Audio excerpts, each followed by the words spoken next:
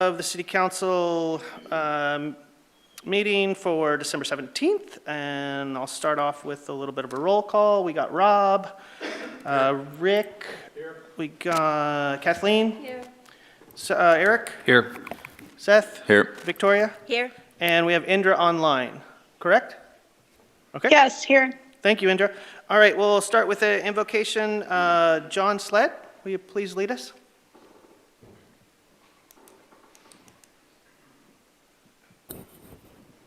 Let's pray. Dear Lord, we thank you for this day in Grants Pass. We thank you for your many blessings on us. We thank you for the natural beauty that surrounds us, the winter rains that have fallen. Thank you for the Rogue River that flows in our midst. Thank you for the bright colors that I enjoyed driving up here this evening. Put up there, no doubt, by city employees. The decorations, the safety of travel. We thank you for all these blessings. We thank you for the good people of Grants Pass, the people that founded, established this place, built the first buildings, laid the first streets. We thank you for the hard work that goes on to maintain this city. And I ask your blessing on this council meeting. I thank you for the color that I see before me, the ugly sweater and the glitter. Thank you for that. The joy that we enjoyed here in our recent Christmas parade. What a blessing that was to see so many hundreds and thousands of people gathered on the streets safely and just having a great time. So we thank you that we live in such a wonderful town.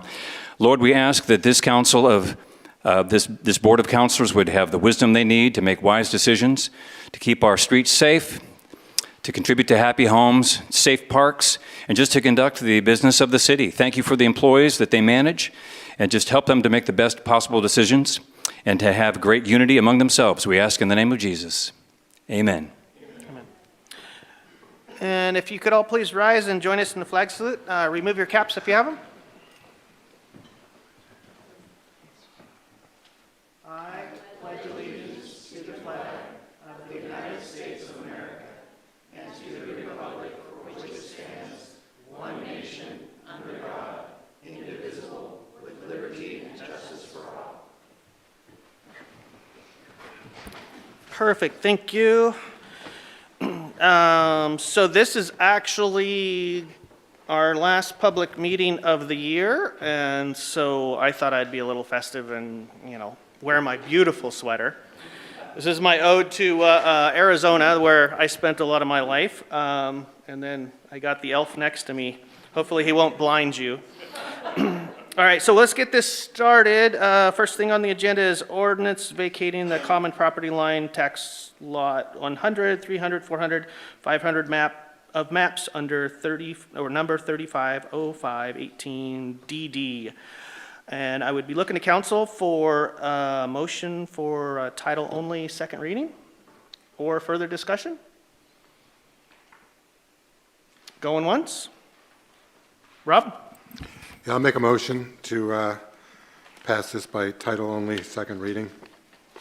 All right, I have a motion for reading of title only, second reading, and I got a second from Rick. Any further discussion? Seeing none, I'll go for a vote. Rob? Yes. Rick? Yes. Kathleen? No.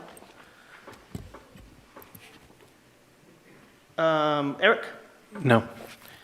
Seth? Yes. And Victoria? No. And I have Indra.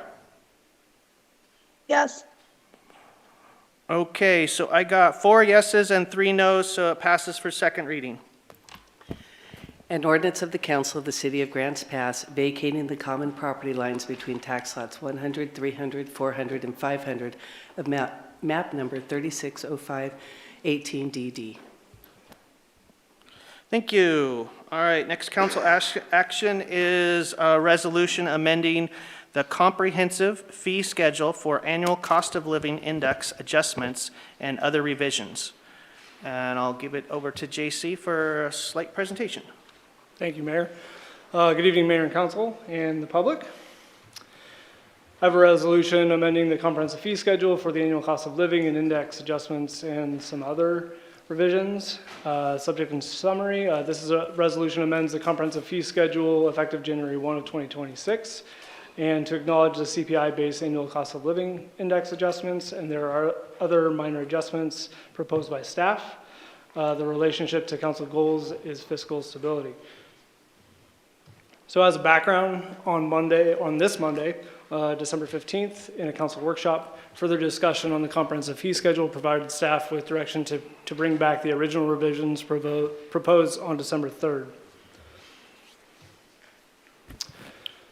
So some of the background for people in the audience. The CPIU is what we use for the Consumer Price Index, which comes from the U.S. Bureau of Labor Statistics. Council acknowledges the comprehensive fee schedule on an annual basis. There are various ordinances and resolutions that were approved in the past that specify CPI-based adjustments to various city fees and charges to help city operating divisions keep up with the cost inflation over time. These annual changes happen each January 1st based on the average monthly CPIU for the period of November to October in the previous year. And it is a funky year that we use, but there's a good reason for it. So automatic inflation adjustments are applied to all the main city utility user rates, SECs, and many but not all of the planning and engineering fees. We also have included in this proposal the water rates that have an additional adjustment approved by council on November 5th of 2025. This year's adjustment is based on the published monthly CPIU changes, which was 2.71. And I'm going to bring out my laser pointer here. There is a weird data oddity this year, and I just want to point that out. Here are those percentages month to month as far as the inflationary data from the federal government. And on October, we actually have a null or no data. The reason why we have no data is due to the federal government shutdown. And as of today, that data is still not available, and they do not think that that data will be available. So we're going to go with an 11-month average to ensure that we put in a correct CPI for the months of data that we do have.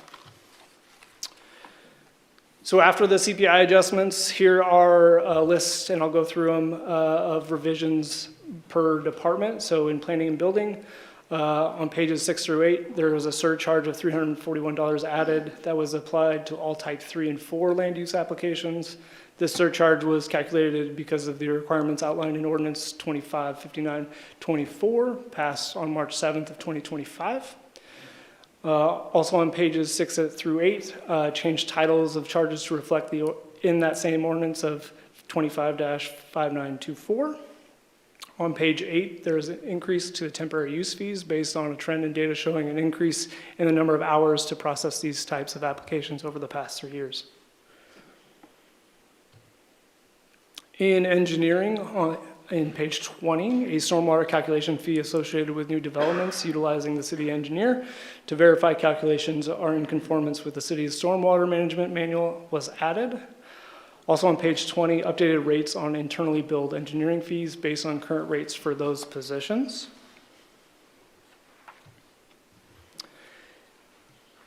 In finance, pages 29 and 30, there were added description of what a unit is referring to.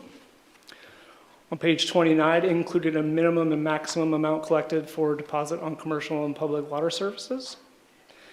On page 30, added a brewery volume charge and wastewater bulk processing. In Parks and Recreation, on page 32, we removed all the fees related to the River Vista House.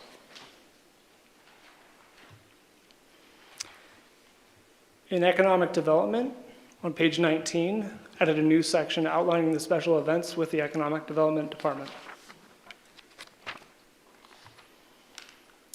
In Public Works, page 37, we separated the public utility services from GIS products. We updated utility worker rate to match the current rate of the position, and then we moved civil penalty to the end of the charges.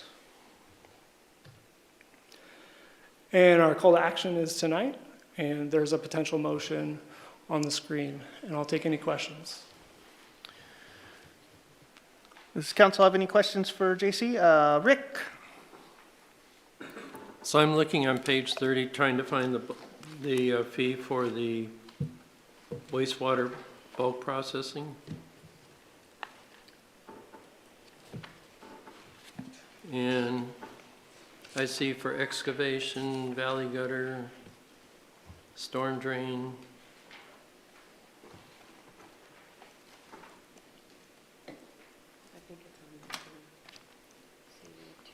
Oh, so it's, I'm sorry, I'm in different, I'm in, okay, supplemental, thank you. Any further questions? All right, going once. All right, sorry, Jason, we have no more further questions for you. At this time, we'll open, Question? okay, go ahead, Indra. Sorry, my voice isn't too good today. On the brewery one, is that a new one, JC? And what's that based on? Is it because we're having more breweries that we need more money? Because can you just explain that specific brewery one? Thanks, Councilor Nicholas. This is Jason, the Public Works Director. That is a new rate that was developed a couple of years ago, but we never incorporated it into the comprehensive fee schedule. And what was brought to our attention by several of the local breweries is that we base all the sewer rates on the amount of water that's running through their meter. But in the case of a brewery, a lot of that water is not running down the drain. It's actually ending up as an end product that is then shipped out of the building. And so what we did is we looked in several publications, but based on national averages, what we determined is that it's roughly, I think I want to say 58 or 60% of the water that they use ends up in the product that they sell. And so we discount their rate by that amount in recognition of water that's not going down the drain and affecting the sewer. Now, they're still charged at high strength because the water that they are discharging has a very high BOD loading for the wastewater plant, but it just helps them out a little bit and takes into account the real world that they're not discharging every gallon of water that goes through their meter. Thank you. Any further questions?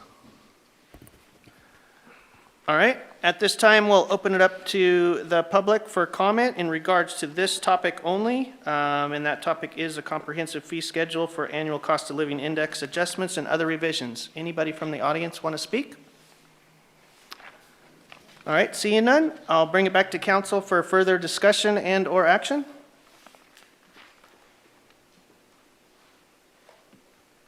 Rob?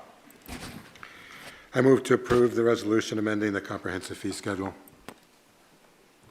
Thank you. And there's a second from Seth. Any further discussion? All right, we'll go through a vote. Rob, Yes. Hello.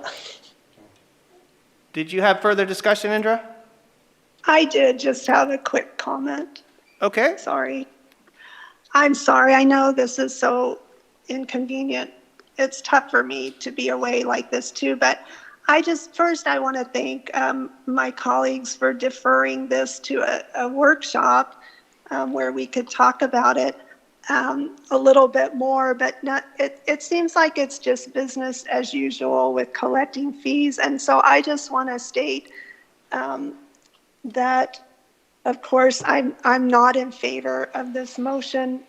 Not of course, but I just think it's ridiculous to charge more upfront for building and planning and engineering and then turn around and try to give incentives so that we can get more. I think it's detrimental to our businesses who are trying to open and expand. I think it deters a lot of people from building or expanding when they normally would have. And I think it's just counterproductive in what we're doing. And I get that fees need to be adjusted and some things need to go up and there are cost of living, but I think just doing an annual boom percentage, kind of not even based on what the city is needing, like we couldn't even get an answer of how much money more this is bringing in. So I don't even know if we know that. I think it's counterproductive to just automatically take from the taxpayer dollars to the city without specific places where it's going. That's all. Thank you. Thank you, Indra. Any further discussion? Now we have discussion. Rick, and then Eric. I'll be in favor of voting for this tonight because I feel financial stability is very important. One aspect I look at, that the user should pay appropriate fees, not inappropriate, and not be a burden to the existing taxpayer. And anytime you have costs that you have to absorb and the income coming in doesn't cover those costs, then it goes back on the taxpayer, and I don't think that's appropriate. And that's why I think the user, or in this case, the person that's proposing the development, should pay appropriate fees. Not to the point it discourages them, but from being able to conduct business, but that they're not putting a burden on the existing taxpayer. Thank you. Thank you. Eric? Yeah, I just want to agree with Rick and also point out that we do have the increases here posted on the packet, so that on the supplemental here, so that's been announced. We have the increases, the increased rates up there. I know Councilor Nicholas was saying that she never saw it, but it's right there. That's all. Any further discussion? Rob? Yeah, I agree with what Rick said, and I also just going to repeat what I said on Monday when we discussed it. You know, if council were really concerned about the revenue streams coming in, I think the first place to do would be to stop spending, because we've got money that's going out on one end. To stop the revenue stream, I think, is just not really practical without cutting off spending also. And what we've done this year, council, we approved the hire of, or gave direction for the hire of 12 public safety employees. And while that sounds good to a lot of people, the bottom line is we had no revenue stream to cover that. And what council did was decide to use the reserve or ending fund balances at the end of the budget year to be able to justify paying for 12 more public safety employees. So on the one hand, we've already got our quote-unquote reserves or our ending fund balance or our excesses spent. So for us to cut it off on the supply end is kind of short-sighted unless we can find another way to fund public safety, which we haven't come up with. And so the bottom line is we need to, we can't really at this point, after we've already committed to spending the excess from the budget on 12 new public safety hires, we've got to basically continue on with the annual ritual of the CPI fee increase. If council wants to discuss different ways to fund public safety, I'm all for it. But for right now, I think this is the way that we've, the path that we've chosen. Kathleen? So I'd like JC to weigh in on that. And could you confirm what Mr. Pell is saying as far as not having the funds to pay for the increased public safety? Yeah. I believe we went through 2 workshops in August and September, and I was very strong against or recommending to not do it without some other revenue stream. And I believe council moved forward with the approval of the 12 positions with no new revenue source. But is it also not true that we have a contingency fund that can cover that? Yeah, so any contingency fund is like your savings account, right? So it's a stagnant one-time source of money. It's not an ongoing source. So the problem will be paying for those people and all of operations ongoing. Any further discussion? All right, let's go into a vote. Rob? Indra has her hand up. Okay, go ahead, Indra. Yes, I just want to be clear. I'm not saying cut off all sources of revenue at all. I'm just saying we should be more thoughtful in how we grab money from the taxpayer, and that it shouldn't be just an automatic thing every year that is expected that we do, because some years are tougher for businesses and residents than others.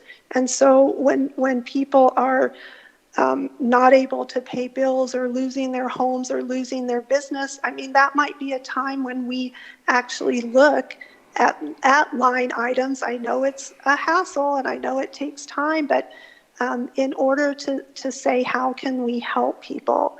And then we all know that, as Rick said, the people using it, yes, the builders and planners and, for water, I've heard, well, Walmart will pay more, like that's a great thing. Well, it's not always a great thing because we know that trickles down always to the consumer. So it's always the consumer, just your regular people who end up paying more. So I don't think that's a great argument, but I just want to be clear that, of course, we can't cut off all revenue, but I think we really need to look at how we're collecting. Thank you. Any further discussion? Going once? Once I start this vote, I'm not going to allow any more discussion because this is kind of going in circles at this point. So last call for discussion. All right, we're going to go into a vote. Rob? Yes. Thank you. Rick? Yes. Kathleen? Yes. Eric? Yes. Seth? Yes. Victoria? Yes. Indra? No. That's 6 yeses and 1 no. Passes. Thank you.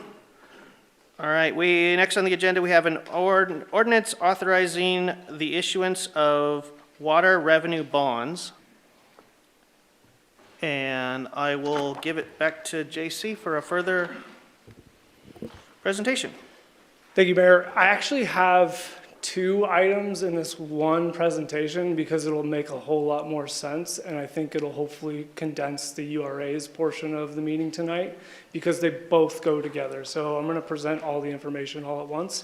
That way it makes more sense for everybody here on the dais, which is also the resolution of the Urban Renewal Agency, IGA, for the water treatment plant. So I do have a little bit of background, and then I'll ask for a call to action. The relationship to council goals is fiscal stability, and for our infrastructure. We are right here at the finish line with this ordinance. So I just wanted to show you that this is probably one of the last things to put in place to get our water treatment plant completed. So council authorized the guaranteed maximum price on January 15th, 2025, which commenced the construction portion of the water treatment plant project, WA 6207. The additional water utility rate increase authorized by council on November 5th and then also passed with the comprehensive fee schedule tonight included a larger contribution, which also included a larger contribution of the URA on November 5th, supports the completion of the project and the need to initiate and authorize a bond offering to fund the remainder of the project. So now that construction is currently underway, the costs have been identified and proposed. The capital project will require a bond offering that provides net resources of approximately $65 million. So a revenue bond is a bond backed by specific revenue source. In this case, it'll be the water revenue bond, which would be backed by the water utility rates. The market for revenue bonds for financially sound municipalities and utilities has been very competitive to full faith and credit bonds in recent years, making a revenue bond the most attractive bond financing structure for the major city utility capital projects such as this one. There is a proposed intergovernmental agreement, or IGA, with the Grants Pass Urban Renewal Agency, which would financially commit, as a financial commitment is an important aspect as to the decision for the revenue bonds as well. So in the URA plan, there is a support the $56 million project of replacing the water treatment plant. This too will benefit the entire city of the city of Grants Pass, and the area that is calculated of the URA is 18%, which leads us to a little bit over $10 million. So the proposed IGA with the city of Grants Pass is a financial commitment to the support of the project at the plan's intended level of 18% of $56 million, or a little over $10 million in debt plus interest. This IGA would be a favorable contract to be in place for the city as a formal commitment to the plan by the URA and the water treatment plant project. So this was recommended to us by our our experts that we have under contract, which is our municipal advisor, which is Piper Sandler & Co., and our bond counsel, which is Hawkins, Delafield, and Wood. So our URA contribution technically cannot be included in the calculation to meet the legal coverage for the city's intended revenue bonds. However, the IGA later tonight will prove the additional source of funds and show a grossed up total debt coverage, which gives investors and the rating agency the desired cushion they're looking for over the legal minimum. The general rule of thumb when authorizing a revenue bond is to authorize a par amount of bonds that is more than the net of the proceeds. So this allows for a portion of the bond proceeds to be set aside for a debt service reserve if needed, as well as cover the cost of issuance. The costs of issuance are the legal and financial consultation services to ensure we meet the Oregon revised statutes and meet the proceed needs of the project. Plainly, meeting legal requirements and ensuring that the city receives the funding with the best possible price issuance on the open market. So during April, the city's contract municipal advisor will review market conditions and advise on the best course of action for completing this bond offering at the lowest possible cost. Cost considerations include both the long-term interest costs and the upfront bond offering costs. So while there are many other structure considerations, this ordinance authorizes the city manager or its designee to negotiate the final terms and structure of the bonds. So as a staff, we will work with the city's municipal advisor to structure the bonds in a manner that provides the necessary project resources at the lowest total interest costs. So this does take several months to complete and to close a municipal bond offering. This instance is a little bit more complicated due to the parity requirement from previous debt contracts, which we have 5 with Oregon Business Development Department for loans that have current stake in the water revenues supporting their debt service. And the reason why we have 5 is they were very generous with us, and we have 1% interest rates on those loans that we do have with them. After this ordinance is approved and effective, staff will work with the city's municipal advisor and bond counsel to draft the necessary bond documents. And there was a draft of this document included in the packet. There will be a competitive process to hire an underwriter to do a public sale. The city's municipal advisor will also help with these next steps in the bond issuance process. So the final interest rate based on market conditions cannot be precisely predicted until the time of sale. The payments over time for this specific issue are estimated to be over a 30-year payback period. So one of the key components to think about, foregoing issuing bonds at this point may cause a delay in construction and or force a contractual obligation payment to contractors for potential losses for project delays and or cancellation based on the GMP and the contracts we've already signed for construction. And so our call to action is tonight. There's potential motions up there for the first and second reading. And with that, I'll take any questions. Any questions from council for JC? Rick? Thank you, JC. I was wondering if you could help explain what I view the whole cost for the water treatment plant as 3 components. One is this $65 million bond we're talking about tonight, the URA funding and other funding. And then there's some chance the FEMA grant we were asking for before is in litigation, and if that were to return, is that the other money? I'll defer part of this answer to Jason, but no, we've been building up funds over time for the last several years, and so part of that is city cash, but I'll let him answer the BRIC grant, I think is what you're referencing. Yeah, JC is 100% correct. The other source of funds is the cash on hand that we have been building up over the last 10 years since the rate structure change. In regards to BRIC, the courts did rule that those dollars were canceled illegitimately. However, my brief conversations with Oregon Emergency Management, who would be administering those funds, is that they have heard already that FEMA will be appealing that decision. So this could be still tied up in court for years. We cannot bank on those funds coming through. What we can do is continue to move forward, and then if they do, we can adjust all of those rates or pay off loans or find a way to utilize them. But at this juncture, I don't think we can continue to wait. Okay, thank you for that clarification. Any further questions? Indra, do you have any questions? No, thanks. Thank you. All right. At this point, we'll open it up for public comment on this topic only. And the topic at hand is issuance of water revenue bonds. Anybody in the audience want to speak on this topic?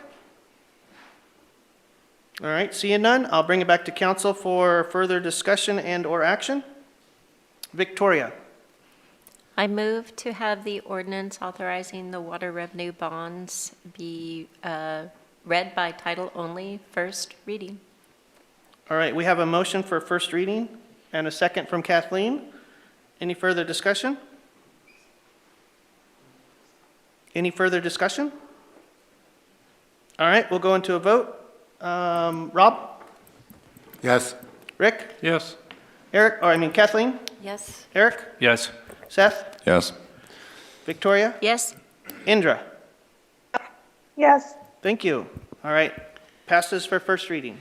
An ordinance of the council of the city of Grants Pass authorizing the issuance of water revenue bonds. Thank you. All right, bring it back to council for further discussion or action, and I'll go with Rick.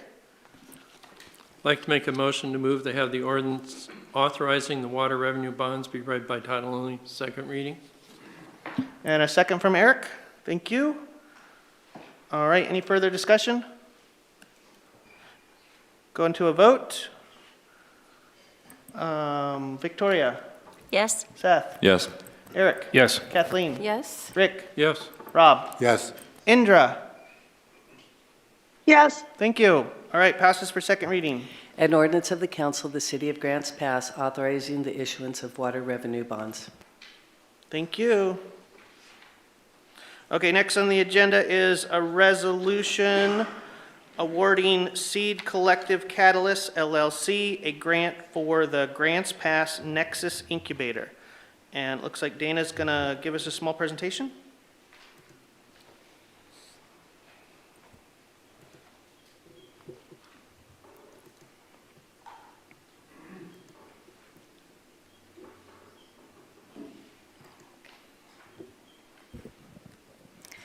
Thank you. Good evening, Mayor, Council, members of the public.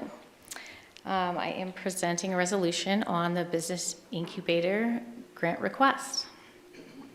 This resolution would authorize a payment for a grant in the amount of $80,050 over 2 years for startup costs for a business incubator and innovation space in downtown Grants Pass. And it relates to the council goals of economic growth. In 2016, the Business Incubator was included as Project 10 in the Urban Renewal Plan, and in 2017, the council created the Land and Building Project LB 6344, which was the Business Innovation Hub, and the purpose was to assist with the development of a business incubator and provide opportunity for entrepreneurs and startups in Grants Pass, supporting their processing and creation there. In September, on the 3rd of this year, the Grants Pass Nexus Incubator requested a grant from council, and at that meeting, it was moved to a future workshop for an in-depth presentation and discussion.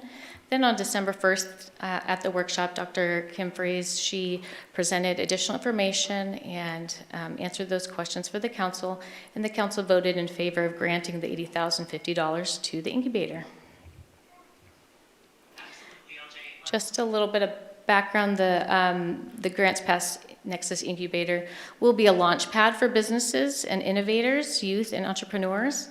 It'll serve entrepreneurs and startup businesses in multiple sectors, but it would include food and beverage, textiles, tech, and several others. It will also offer mentorship, education, and connection with shared tools, training, collaborative meetups, workspace, and startup support for business.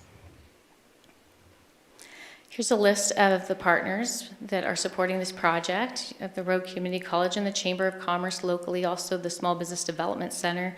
We have regional partners like the Southern Oregon Regional Economic Development Incorporated, and then also statewide partners like Oregon Entrepreneur Network and national partners like Kauffman Foundation, the Startup Champions Network. So a lot of partners looking at this project and in support of it. This project will also progress specific goals in the council strategic plan under the economic growth goal.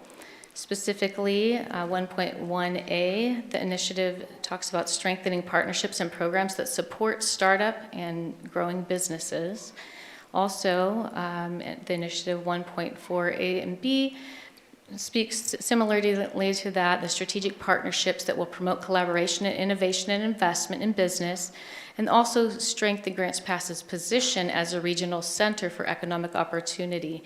This location would become a site for the Southern Oregon Innovation Hub, which is a regional entity, and that would make Grants Pass the center for that regional entity. So it does support those goals. It also helps to meet the objectives of the Urban Renewal Plan under Goal 3 of redevelopment and the Objective 3, which specifically talks about providing opportunities such as a business incubator to help start new businesses in the urban renewal area. As well, we have the Capital Improvement Project 10, which I mentioned earlier, that specifically talks about a business incubator, again, being a resource for small businesses and helping be a catalyst to start new business. It also talks about partnership with local schools, the community college, and the Small Business Development Center. This is the site of the incubator. It would be in the Caveman Plaza, right on G Street. And here's an interior conceptual layout to give you an idea of what it's going to look like. Some proposed performance metrics: 3 to 5 businesses in the program, 2 to 5 actual launches, and 5 to 10 jobs created in the first year. This is a breakdown of the estimated 2-year startup budget. So you can see the facility costs, which would be paid by the applicant, as well as insurance costs. Utilities are included, and then of course the labor costs are paid by the Southern Oregon Innovation Hub. But you can see highlighted in the middle, those are the costs for the request tonight for the grant. So it shows a breakdown of the $65,550 in the first year and $14,500 in the second year to total that $80,050. And that would be for purchase of startup equipment and tools. This is the 2-year funding request breakdown. So it shows the different areas in which there would be equipment purchased.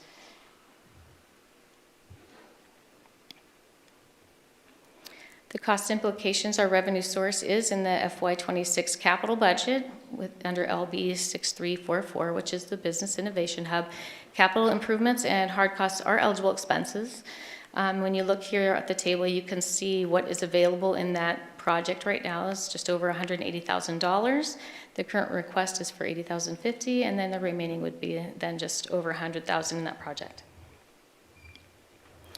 So the call to action tonight is the December 17th, and it is at council discretion. You can approve the grant request for $80,050. You can modify the grant, deny the grant, and here is a motion for you. I'm also available for questions. The applicant is also here as well if you have additional questions. Thank you. Bring back to council. Is there any questions? Rick? Thank you, Dana. I'm always in favor of seeing new business come in and starting, and I think it's really an advantage when the city can endorse something like this. The question I have, a lot of new businesses don't fail. They fail in the first few years. So if you could go to slide 12. On the commercial kitchen up above for $37,000. In that instance, is there any, I would say, mechanism or procedure that's ever used where the city could actually still own that equipment even though we're funding this business? So if the business did not succeed in 5 years, we would have some return, or is that very uncommon? I don't know that that's common. It's something I guess we could consider in an agreement of some kind. I don't know if we want to consider, I'm just throwing it out there. Thank you. Any further questions? Indra has a question. Indra? Yes, I have a couple of questions. So I'd just like to know, one of our citizens sent us an email that had some information, Kim Freeze, PSYD, on a LinkedIn. It was a post regarding how you move through the world. I just want to know if that is, did you write that? I would speak on it, but I don't want to speak on it if you didn't actually write that, Dr. Freeze. It talks about a mental derail. Are you familiar with that post? Did you make that? Are you, Kim, or do you want to respond to that, or are you not even understanding what that is? Not understanding. Okay. She's not acknowledging that she understands what that is, so I don't know if she can answer your question, Indra. Okay, well, Your second question? I'll speak to it during discussion. I just wanted to make sure she actually wrote it before I spoke to it, but I guess that's the only way. I had another question. So on in the packet, I don't have it in front of me, 121, there's a page on demographics served. And the demographics served talks about the city, but also Rogue River, parts of Josephine County, and parts of Jackson County that will be served. So my question is, if you're asking for money from the city, that is going to be to support areas also that are not even, that are outside of our city. Is that correct? And have you asked for funds from those other places? That's a direct question to the applicant. Are you, Yes, it is. are you wanting to Or respond? maybe if Dana knows, I guess, too. I guess I would just speak that it is a regional hub. It is, it's going to be located in Grants Pass and going to be putting Grants Pass at the center of our region, Josephine and Jackson County, for innovation.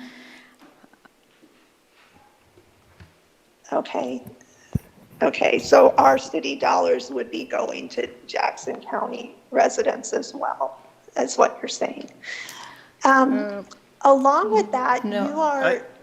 I actually don't interpret it that way. I interpret it that your service window would not exclude people from outside Grants Pass, but the Innovation Hub is located and serving Grants Pass, but you're not excluding surrounding areas like Josephine County, which touches us and which envelops us, as well as Rogue River, which is actually included in Grants Pass, some of Grants Pass's demographics. So that's the way I would interpret it, Indra.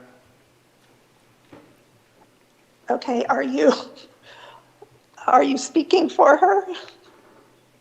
No, I've asked the applicant if she wants to respond to that, and I'm not getting a response. So Dana has responded to you, and I just told you what my interpretation was. Okay, I can't see. It's hard without looking at body language, but I guess what I said was the city would give the money, but then it would service the city. Tax dollars come from residents of the city of Grants Pass, but those would also then serve residents outside of our city. Correct? I mean, that's what I understand. You want to weigh in on Are that you interpretation, saying I'm wrong? Dana? I mean, I do think that it would serve, primarily serve Grants Pass, but we do have entrepreneurs and businesses all over the Rogue Valley that could benefit from the resources that will be available at this hub. Okay. Has the applicant applied to get resources from those places outside of Grants Pass as well? Do you want to answer that question, Kim? The question is have you sought financial resources in the demographics that you're proclaiming that would be available for this, like say Josephine County or Rogue River? Can you come up to the mic, please? Sorry. Thank you. So I just, Mayor and councilors, so I'm clear. You're asking me if I have solicited funds and support from other agencies outside of Grants Pass. I Is that believe correct? that's Endra's question. Is that correct? Yes, because when I read the demographics served, it's not just the city, it's regional is what it seems like. I'm just trying to get an answer to that. So to answer a question, no, I have not sought outside funds. Through my work at SOIH, I do work with other regions, Jackson and Josephine County, but the GP Nexus Incubator, as Dana shared, is to be located and serve our Grants Pass community. It wouldn't be right to close a facility to other people if they so desire to use it, but it would be primarily in Jackson or in Grants Pass. Okay, thank you. Mm-hmm. And then your job with So Ready is also to build an ecosystem. I forget what it's called, something ecosystem. It sounds like your job with So Ready is a lot of what you're proposing to do with your private business. Am I right on that? And would you still be working at So Ready? Or would that kind of combine together? So my primary role is through basically Business Oregon. So Ready is my employer, but they also are the fiscal manager of the grant. And so majority of my work through Southern Oregon Innovation Hub is the ecosystem building, where So Ready is an economic development agency. And so majority of my work in that role is the ecosystem building, but then this is a tough one to answer. The incubator would be a space to actually, if you've heard of placemaking, it would be a space for individuals to actually meet, because I drive in my car and I visit people in coffee shops. And so to bring this to downtown, to bring people into the downtown region, be able to serve them in person is really the goal. So it is an independent, community-based business, but it helps support the work that I'm doing and the infrastructure that I'm doing, that I'm building. And would you still be doing that with So Ready as well, going forward? Can you just clarify that a little bit? I'm not understanding the question. Would you still be doing the ecosystem building, the innovation hubs, what you do now with So Ready, the 1 million cups, you do that all as your job under So Ready, the innovation hub. Would you still be doing that as you did this incubator? So for clarification, the 1MC, that is a volunteer position for me, and I lead that 1MC myself with other collaborators. I do not specifically conduct So Ready work. So Ready is, as I shared, an economic development agency. I, through the work of the Southern Oregon Innovation Hub, which has really governed the work metrics milestones by Business Oregon. So they're two separate entities. The work that I do aligns with what So Ready offers, but it is not a part of So Ready, if that makes sense. Okay. Mm-hmm. And then just one more question. I also saw in the demographics served that there was some what I would call DEI stuff. So it's demographics served. It says women and BIPOC. Is that, which to me is discriminatory towards certain races and genders. Is that correct? That was right in the papers there. Is that your demographics of choice? Indra, what papers are you referring to? It's in our packet, 121. I'm sorry, I can't really remember. Do any counselors have their packets? I think it's 151. 151. Thank you, 151. think that's what you're talking about. Yeah, it says demographics served. It's where it talks about the whole region. I mean, people outside of Grants Pass, and also who you would be serving, like giving preference to. That's a little. Oh, yeah, thank you for reframing that. There's no preference Sure. given to anyone. I believe sometimes that language is necessary, and because I work under the auspice of Business Oregon, there are certain requirements with the work that's being done, but I would not ever say that it's preference. You know, anything that we do, I think we're all very aware of that, is to serve anyone and everyone. So that's the goal of the work. Okay, well, okay, that's not what it says to me in there, and that, so what's in the packet is what you wrote for the city council, right? Not what's general information, or did you just grab that from a site, maybe? I don't know. Yeah, I'm not sure what you were. Okay. Well, a long time ago. I need to read this. Key demographics served down here. Youth, women, BIPOC entrepreneurs, low-income rural community members, creatives, makers, and early-stage entrepreneurs, artists, textile, fashion entrepreneurs, culinary micro-business entrepreneurs. This is just very common language that is used to ensure that key demographics are served in our region. Nothing more than that. Okay, key demographics, would you, in our region, are not, I don't know, are not, anyway, I'll stop. Thank you. You're welcome. Any further questions? Rob? Yeah, on the pretty long list of partners, are any of those partners providing any financial assistance in any way? No. Okay. Because it's hard for me to see what some of these partners would bring to the table, because some of them come to the city for money just to exist, and I haven't seen too much out of them besides that, so I'm just not sure what they can offer you, because they barely aren't even existing themselves. So what did it take to become a quote-unquote list? What did it take to become listed on this list of partners? I would say that they're more community support partners. So in this work, collaboration is key.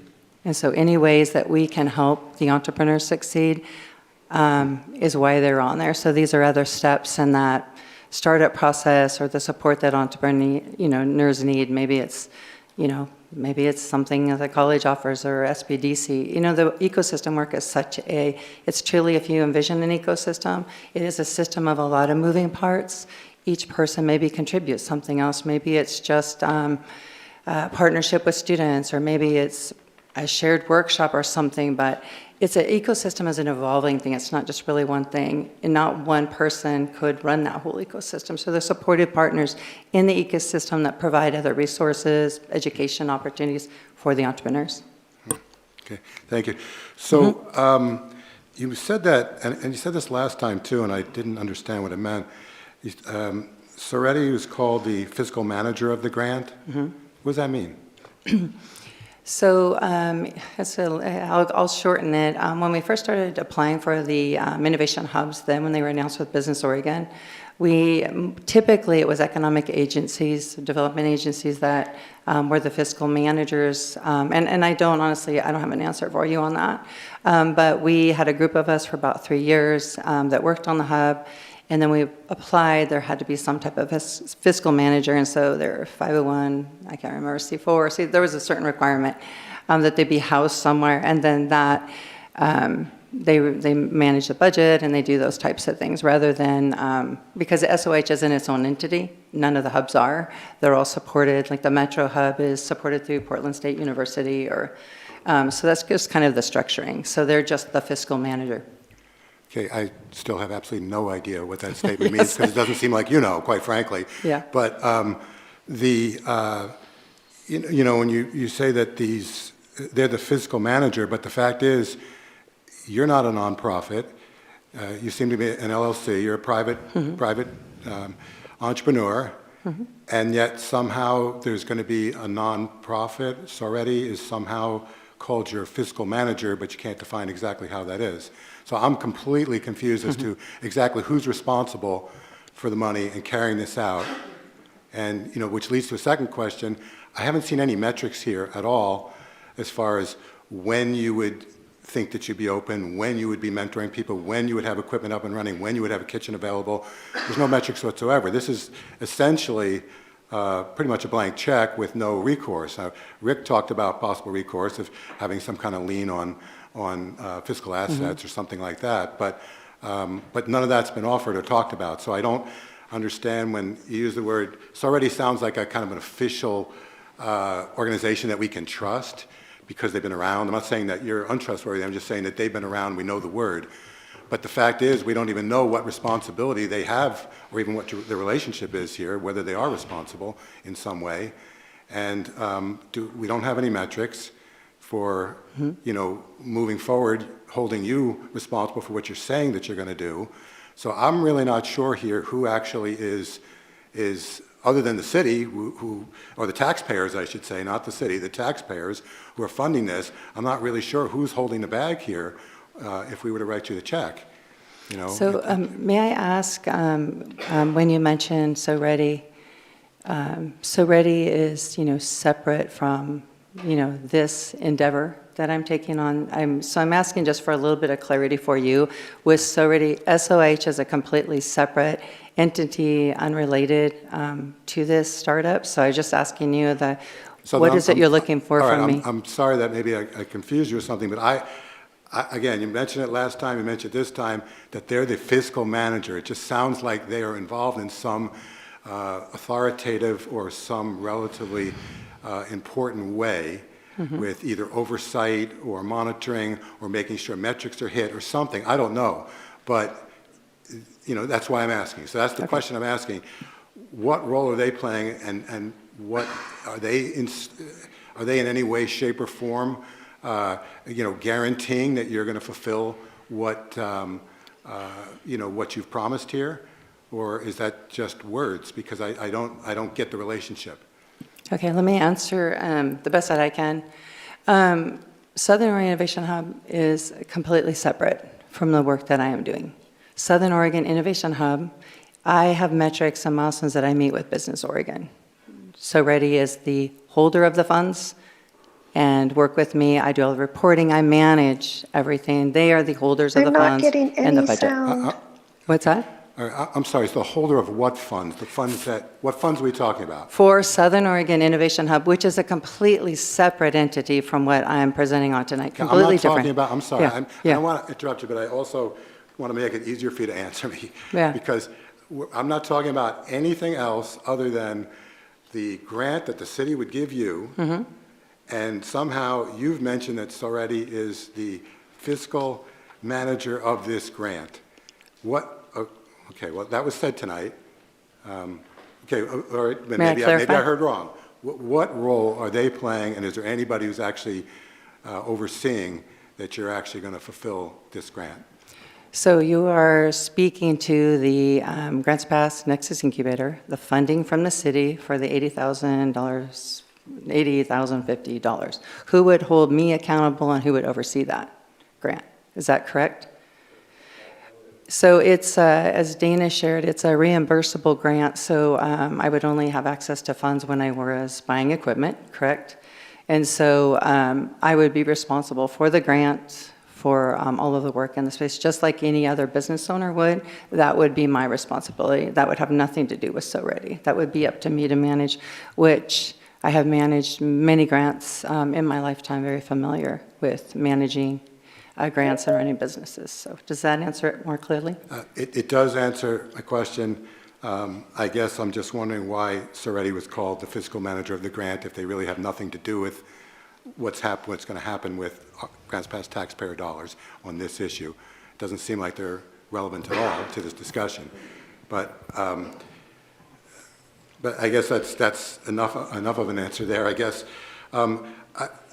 Every time I read about this, I'm curious as to what the word, and I'd be shocked if fellow counselors understand what this word means. What does Nexus mean? What is that? Why is that in the title of this subject? It's a story, a little long story, but I will go short. It was just a word that we utilized when we envisioned a space like this. It's nothing more than that, just a word that we talked about 3 or 4 years ago when we envisioned this project. No meaning, no nothing but. So we brought it forward. So it doesn't have, yeah. It is kind of an ambiguous word, but yeah. Just something we carried forward. That's all for now. Thank you. Any further questions, Rick? Dr. Freeze, on your budget here, the largest item is $37,000 for new kitchen equipment. Did you explore renting or leasing or lease to buy? Yeah, thank you for that question. Yes, I did. I've actually been working with OMAP a little bit in Oregon Department. OMAP is Oregon Manufacturing Extension Partnership. And I've been working with ODA quite a bit. So I have looked for, different avenues on that. The leasing is a little bit challenging, but there are some really great sites. So I am still perusing different options for equipment, but the leasing is just a little bit challenging. Okay, thank you. Thank you. And Google tells me that the definition of Nexus says central connection, link, or core. So Thank you. realistically, it's the center, right? Correct. Any further questions? Indra, do you have any more questions? Thank you. Thank you, Kim. No, I Thank you, lost Dave. for a while. I'm back. Okay. At this moment in time, you guys can sit. Thank you. We will open this topic up for public comment. Does anybody in the audience want to weigh in on this topic of awarding a Seed Collective Catalyst LLC a grant for Grants Pass Nexus Incubator? Please come to the podium and state your name, and you have 2 minutes to comment. Thank you. Good evening, Council. My name is Claudia. You've heard me speak as a small business owner, and now I'm here because I truly believe in this project. I want to start by acknowledging something I've heard clearly from you guys many times, the desire to better support small businesses and explore a small business task force. That matters, and we're here to partner and not to compete. But there is a real gap that many of us small business owners feel between local government and their daily reality. They often feel unsupported or unsure where to turn, not because the city doesn't care, but because access feels distant. This hub is designed to bridge that gap. It creates a place where entrepreneurs feel connected to tools, to mentors, and to the city itself. It also creates a space where the council can hear directly from people who would never otherwise walk into this room. And most importantly, it's already working. You can see tonight in the people who showed up, people who normally wouldn't come to council meetings, people who felt supported, invited, and seen enough to be here. I want to be clear about something else. From the beginning, this hub was always meant to be a multi-sector, multi-discipline space, an industrial kitchen, a makerspace, a tech workspace, and a business mentorship under one roof. We provide production, space, workforce training, and hands-on business support, the infrastructure that turns ideas into jobs. And that matters because the ultimate goal of urban renewal is not just revitalizing buildings, it's keeping our people here. It's giving our children a reason to stay. It's creating pathways to real work, servers, bartenders, cooks, makers, manufacturers. It's teaching people how to cook for their families, start businesses, and build stability. This grant is not a handout, it's a pathway. Through entrepreneurship, job training, and real tools, we help people move from survival. We hear it over and over again. People think about leaving. This is how retention works. This is how community grows. And with that, if you're still unsure, I ask each one of you to sit with one of us. Sit with Kim, sit with me, sit with the entrepreneurs, the parents, and makers who truly believe this space will change lives. Because when you hear their stories, not in theory, but in person, the value of this hub becomes very clear. Thank you. Any further comment in regards to this topic? Please state your name and you have 2 minutes. Thank you. Hi, council members, mayor, city manager. My name is Alina Folks, and I'm a single mother entrepreneur, and I moved here to Grants Pass in May, and I'm excited about what the hub would potentially do for this community, including for myself and other women, other entrepreneurs here in this community. And the hub is a multi-sector, multi-discipline space, an industrial kitchen, a makerspace, a tech workspace, and and business mentorship under one roof. And I've been attending 1MC at the Hive since arriving here in town, and it is such a beautiful meeting space to have so much mentorship and community as an entrepreneur, to feel enabled to build a business here in Grants Pass, and that's what this hub will do.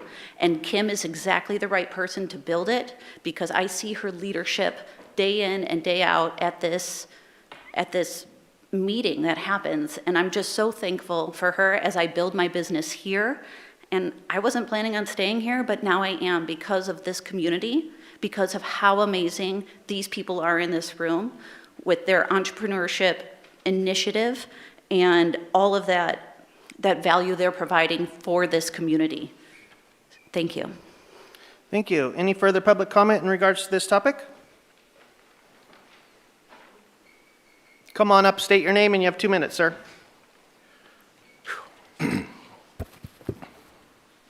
Hello, my name is Paris Vaughn Miles, and I am proud to finally be able to introduce myself as a cherished public speaker, budding serial entrepreneur, establishing relationships with real estate investors across the state, and future philanthropist of rural America.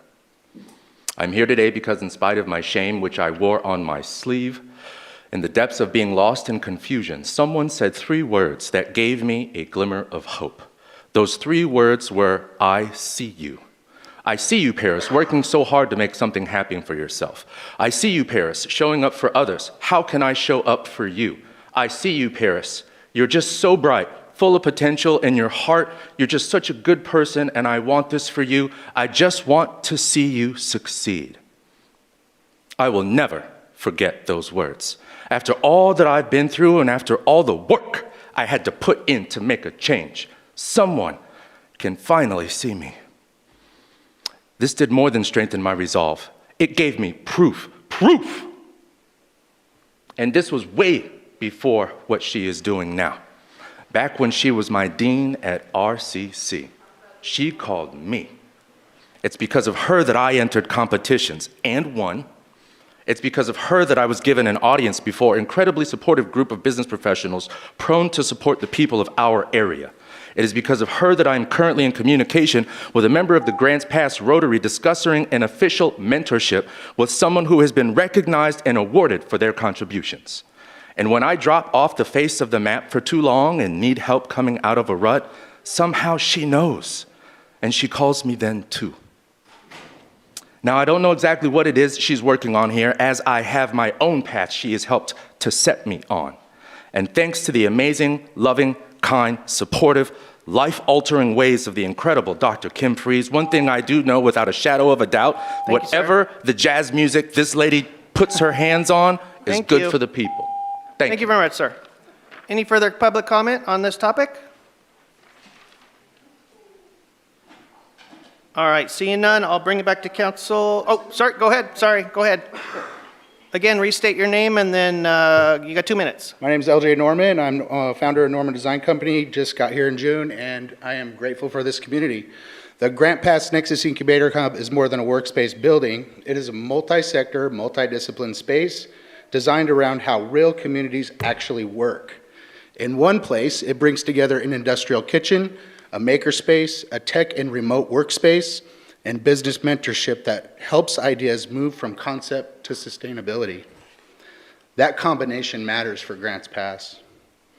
We have talented people here. We have farmers, makers, creatives, and small business owners. What we often lack is shared infrastructure that lowers the barrier to getting started and makes collaboration natural instead of hard. The Nexus Incubator creates that bridge. A food entrepreneur can test and scale a product. A maker can prototype locally. A business owner can get guidance before making costly mistakes. That kind of cost-sector connection strengthens the entire local economy. This is exactly the kind of investment that helps a community grow from the inside out. It supports entrepreneurship, workforce development, and resilience at the same time. And leadership is critical. Dr. Kim Freeze is the right person to help lead this. She understands this community, she understands systems, and she understands that economic development works best when it is people-centered. The Nexus Incubator reflects that approach. It is practical, inclusive, and built for long-term impact. This is good for Grants Pass. It is the right idea Thank you, sir. at the right time with the right leadership. Thank you. Thank you very much. Any further comments from public? Come on up, state your name, and you have 2 minutes. My name is Willie Love, and I'm grateful to have an opportunity to share here today. So thank you for your time and attention. Just a couple years ago, I decided to chase my dream of philanthropy through art. I knew I would need resources if I wanted to become someone who could make a tangible difference in my community. I had no idea how I was going to do that, but I thought a good first step would be to start a business. Within the first 6 months of teaching myself how to cut gemstones and make jewelry in the back of my van, I had already gained the attention of millions of people around the world, and thousands of people wanted me to make them something with my own hands. My dreams were coming true so fast that they were about to collapse under their own weight. I thought I would have years to learn as I go, but I found myself in a situation where I needed to learn how to run a high-demand business like yesterday. I ran into Terry Hopkins a few times while mingling in Grants Pass, and he became a mentor. He told me about the greeters meetings in town, which I attended, and he introduced me to Kim Freeze and 1 Million Cups. That morning, I was feeling like I was about to give under the weight of this boulder I was carrying. Then suddenly, the load was being shouldered at my side by people stronger than me, and I knew that that boulder would be placed as a cornerstone to the future I wanted to build. Within just a few months of mentoring from Kim, we had put together an elaborate business plan, gained crowdsourced funding for much needed equipment for my business, and most importantly, I gained confidence in not only my own future, but in the future of my community, who I intend to have an impact on. I had planned to move north to Oregon coast before I met my community here. Now I have no choice but to be so successful I can visit the coast when I want to, because I never want to not call Grants Pass home. I want to say thank you to Kim for being a real-life example of my vision for my future self, because I wanted to be like her when I grew up before I even met her. She believed in me more than I knew how to believe in myself. I hope you'll all join me in doing the same for her, because just like her, my success needs to result in the betterment of those around me. Thank you, sir. I see more. Come on up, state your name, you have 2 minutes. My name is Christina Love. My husband Willie and I own stone, metal, and artisan jewelry business we fell into much quicker than expected. This time last year, we almost moved to Seaside. We reluctantly made the decision to stay here just a little longer as the business started to take off. When we went viral on social media in 2024, our 5-year plan quickly transpired in months. By 2025, I found myself stepping back from my RN career to learn how to run a business. I've given up the stability of a regular paycheck and benefits to pursue our dreams Willie and I have had since we were 16, waiting to be old enough to get married and chase our passions, not knowing how hard it would be in today's world. As an RN with a type A personality, the nebulous of business terrified me. It still does in many ways. But I quote Kim Freeze when I say, when you're scared and worried and you don't know where to go, and someone listens to you and supports you and gives you some direction, it helps.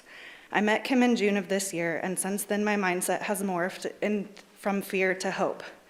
Kim is completely changing my life. I have found business mentors, a CPA, bookkeeping help, funding, and a community to stand by me when I'm scared and I don't know what to do. We had no idea the support we were about to encounter when we decided to stay in Grants Pass. Now, Seaside is not the goal. The goal is to stay, live, and grow in Grants Pass. I have more business ideas now than ever before, not even related to jewelry. Instead of paralyzing fear, I'm excited and grateful. I feel like owning a small business is possible for someone like me, despite the high failure rates. I want to plug in and give back because I know how much it means to have support when you're scared. The ecosystem Kim is building here is precisely what is keeping us here, and we support her passion to help others grow. We are excited to be a part of this community and hope to have the support from our city to help small businesses like us thrive. Thank you for your time, Council. Thank you. Any further public comment? Come on up, state your name, you have 2 minutes. Hi, thank you. Austin Roseberry. I could go and talk about all the amazing things that Kim has done and all the amazing people that she's touched, but ultimately you guys are trying to find an efficient use of your money. When it comes to bringing people into this town, there are folk in this room right now that have moved to this town from out of state because of the things that she has provided and the mentorship that she's been willing to give. There is no better and more efficient use of your guys' money for the goals that you're trying to get it for, that you're trying to achieve with that, than by working with Kim. She is straight up one of the best people to help improve and grow businesses, create new ones, create jobs. And again, with this innovation hub being here in Grants Pass, there's no way that it's not going to bring more people into downtown, more people able to be, spending money at the restaurants and the other local existing businesses that are here. This is going to be something that's going to further on beyond what any of us can even imagine at this point. So I hope you guys consider the possibilities of the future that she can actually bring. Thank you very much. Thank you. Any further public comment? Go ahead and state your name, and you have 2 minutes. Good evening. I'm Kat Bonney. I am a resident of the Jackson County side of Grants Pass. We are the ugly stepchildren, but we here and we bring our money and we support all things Grants Pass because we love this community. I want to say thank you very much to you guys for listening to this, because this has been a 10-year marathon. And at the end of a run, when you do that little kick and you pass the baton, as you know, within your packets, there is a letter of support from Common Connections. I am the executive director of that organization. And we've held the torch. We have held the vision, along with several other people in the community that I know that you guys were part of that discussion, especially the city manager was at the center of that, as well as some of the staff, specifically knowing that we could utilize the idea of a walkability. We could have a makerspace. We could bring all things to the center of Grants Pass. And I will direct your attention to the city statement of vision here. We are a city of innovation, and that's what we need to be working on right now, is to embrace this opportunity to take this opportunity and take that money that has been set aside and building slowly for us to be able to take this next step. And I'm so happy to be able to join hands with Dr. Kim Fries and all the work that we've done through SoReady, through Jackson and Josephine County to be able to do this. So I hope you'll take that into consideration, and maybe you'll come down to 1MC and see what we're doing as entrepreneurs as well. Thank you. Thank you. Any further public comment?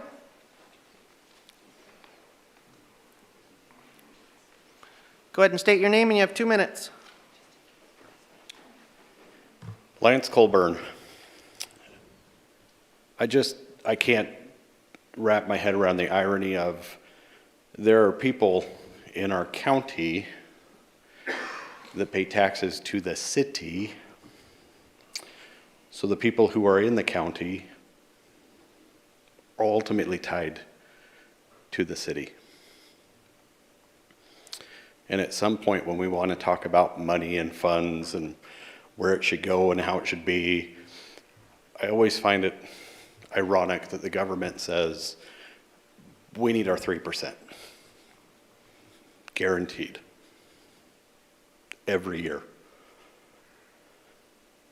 Because my cruiser, paid by the city, needs to have an increase. Because my firearm that I paid for one time ultimately needs more money. Because the people in our county that build empires in small, short amount of time are the ones that will spend that money in the empire, so the government has the money to tell us how and what to do.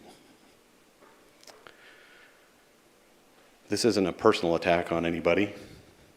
It's just the fact that sometimes it seems ironic to me that we fight so hard as business owners in our town to have some support from the municipality in which we pay to tell us no. Please take that into account while you think and contemplate whether this should go. Dr. Fries has been nothing but a wonderful asset to this community. I wish I had something like this when I started my business and moved here. Thank you. Thank you. Any further comments? State your name, you have 2 minutes. Hi, I'm Peter Kraus, a local business entrepreneur that has been helped by Kim Freeze immensely. I just have more testimonials for people that couldn't be here, and they all say the same thing. Kim has helped in every which way and helped grow these businesses and stuff, and I just, this is going to be a great thing for everyone. She has helped me so much. I'm horrible at public speaking, so this is something right now. So she'll be proud of me right now. Kim, you proud? But she has helped. I mean, I've been about a year now, and I'm same thing.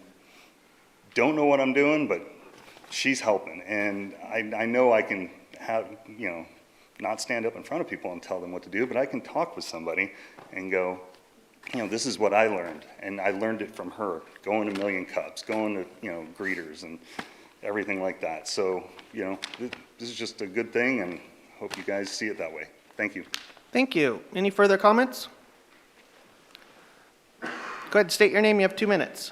My name is Rabana Lynn. I was also asked to come and speak on Dr. Kim Freeze.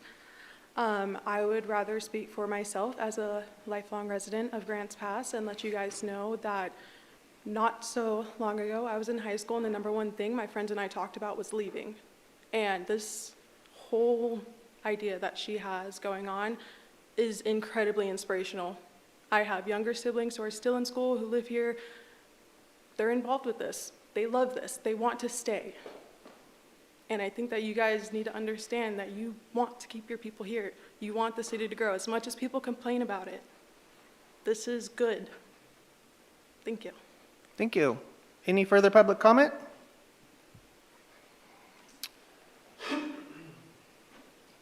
Go ahead and state your name, and you have 2 minutes. My name is Jonathan Anaya, and tonight I'm just here to share my experience with Dr. Kim Freeze. At the beginning, I was really skeptical because when she approached to me, all the people surrounding her, talking about her and everything, I honestly believe that I was kind of in this pyramidal business networks or something like that, because I was like, this is too good to be true, how someone is just giving support, like not looking any profit out of that. And I think the most really deep thing that I feel from all the work that she does around people and for me is that there's a way to solve problems when you look at throughout the community. Because when you are trying to solve a problem by yourself, sometimes can feel overwhelming, too big, but when Kim steps into the equation, suddenly you're not alone. There's a million hands that can help you out in many different ways. And tonight, that's all that I can say in my experience with Kim, and I, thank you for all your time and, put that in that consideration. Thank you. Thank you. Any further public comment? All right. Thank you very much. I'll bring it back to council for further discussion or action. Kathleen. Yeah, these are wonderful testimonies. This is really inspirational and motivating to hear how many have been helped. And I would just like to move to approve the grant request for $80,050. And it looks like I got a second from Victoria. Any further discussion? Indra has a question. Indra, you have further discussion? I do have further discussion. Go ahead, thank you. Okay, I think it all sounds great, and there's lots of great testimony. And being an entrepreneur myself with 2 businesses, I understand there are lots of places to get help. The chamber, the SBDC, So Ready helps. I mean, there are lots, and I understand. This sounds a lot more to me like a social club. I mean, the praise given to Kim. I mean, I would like to hear the business end of it.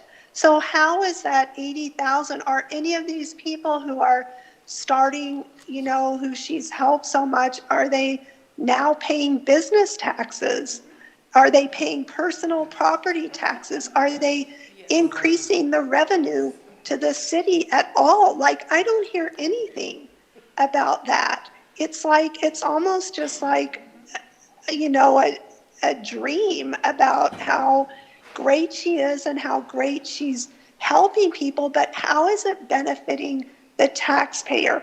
So I've talked to a lot of people that don't know her and aren't starting businesses, but Shirley, who will work as a bus driver for the rest of her life because she can't afford to ever retire, she doesn't want her tax money going to this social experiment that she won't even benefit from. Like a lot of taxpaying citizens in Grants Pass, and I am speaking for quite a few that I've talked to, they don't see any benefit to themselves. And they see just money going out, their taxpayer money, once again, just being spent when they have nothing to say about it. So taking from hardworking people who don't happen to be entrepreneurs or know Dr. Freeze, taking their money and then giving to this private venture. It's not even it's a private business that she's going to start and hopefully, and I hope so, make money from. And she's going to make money from people who also want to start businesses, and they'll pay her to mentor or do these things. I think the idea is great, and it's a great, it's great for people to reach their dreams, and I hope they do, but I just don't see this as a wise way for us to spend taxpayer dollars on. It's not up to us as city leaders to choose what businesses we want to succeed or not succeed. I just don't think that's a wise use. And so I'm not going to be for it. And then not only that, I really don't have confidence. It's a very feel-good thing. Like all of I've heard from these testimonials are all feel-good things, nothing concrete, nothing about how, the money you've made, you've taken, how you've grown in 1 year, what was your revenue source, how much did you put into it? And so I don't hear any of the actual business plan for any of these people, which would be nice. But also I'm very concerned because we did receive an email, and I'm going to go to the LinkedIn, and I'm not going to read it all, but it just does not give me confidence that this will be successful and that we'll be giving money to a viable venture, because it talks about and I'm just going to read a tiny bit. And if this isn't you, Dr. Freeze, I would like to know. That's why I was asking before. It says, here's what I've come to understand. This is a post by you on LinkedIn. When you're neurodivergent and building something that matters, the challenge isn't starting. It's staying focused, staying consistent, staying kind to yourself when your brain wants to take a detour or 12, but I've also learned that the same mind that derails the to-do list is the one that dreams up things no one else sees. So I give it space, I give it structure, I work with it, not against it, because I'm not just building a business or a brand. I'm building something that honors the way I move through the world and helps others do the same. If you're in this boat with me, you're not alone and you're not broken. You're building something brave. How do you get back on track after a mental derail? And then it just kind of repeats the same. I don't want to go through it, but I'm very concerned about giving money to this kind of, I would call it a woke project, actually. And that I'm just sharing my real concerns about it. And I don't think it's something that the taxpayers would appreciate us doing. Thank you. Thank you. Any further discussion, Rob? Yeah, Indra, thank you. I think you made a lot of really valid points. Well, yes, we got a lot of feel-good stuff in the audience tonight. I mean, we were told that this project was in part was being created, or we'd be funding it to fill downtown storefronts or to create jobs or increase payrolls and things of that nature. And we didn't hear a single story tonight about anybody that, you know, was working in their kitchen and now they're renting a downtown storefront. You know, we haven't heard a single story tonight about someone that, you know, was working alone and now they have a dozen employees and the employees are, you know, whatever.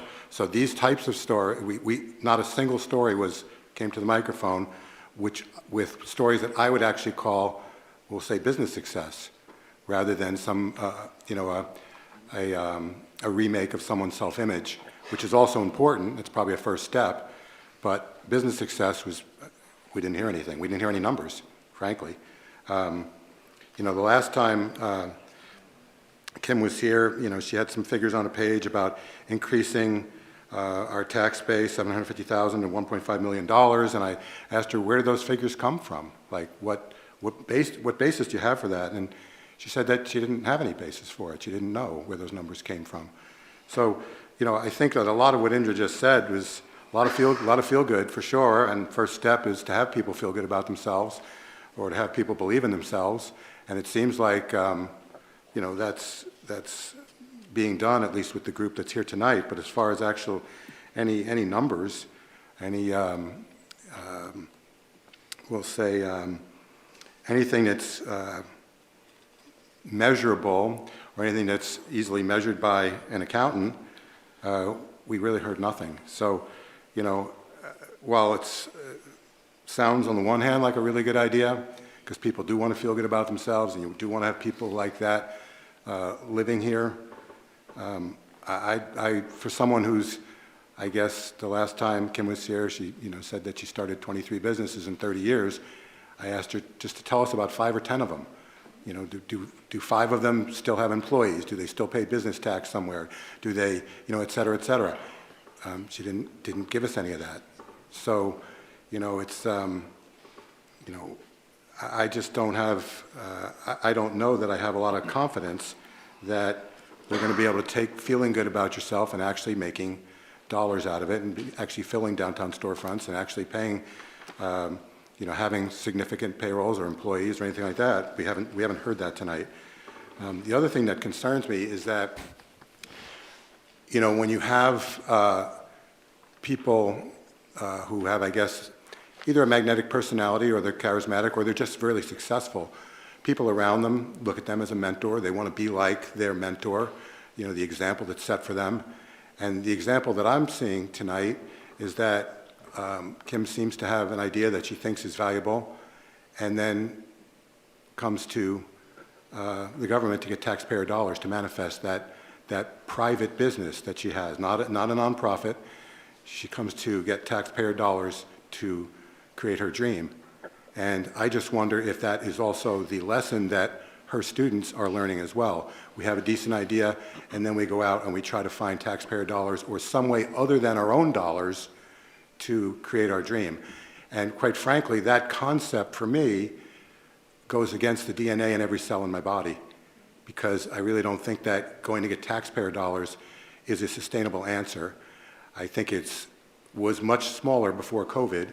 I think COVID really got people into that mindset that that's the way to go. But it's just not how I think is a sustainable way to address business. Is I think that people need to know that they've got to actually rely on themselves, and that's not necessarily the example that Kim is setting when she comes to us for 100% of her funding. If she'd had half of her funding and came in here for a match, I might feel different about it, but that's not what the paperwork showed us. For that reason, I'll be voting against it. Further discussion, I got Eric. Thank you. Businesses are leaving. Businesses are leaving Grants Pass. Businesses are leaving Oregon. Oregon is one of the worst states to have a business in, and I think I've stated that before, and everybody agrees. I think everybody knows that. From the rules and regulations that we're bombarded with here in Oregon, it's stifling business. So I can't see a better reason to approve this. I mean, we need more support for small businesses. And quite frankly, I don't understand what the resistance is. I mean, I just wish that there was that much concern about funding when it came to approving Elk Island for $1.2 million.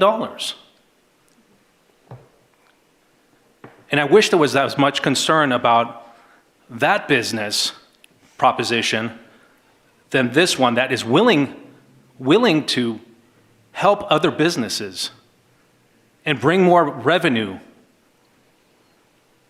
to Grants Pass that is so sorely needed. Quite frankly, I'm pretty perturbed by it. So I'll be voting in favor of this. Thank you.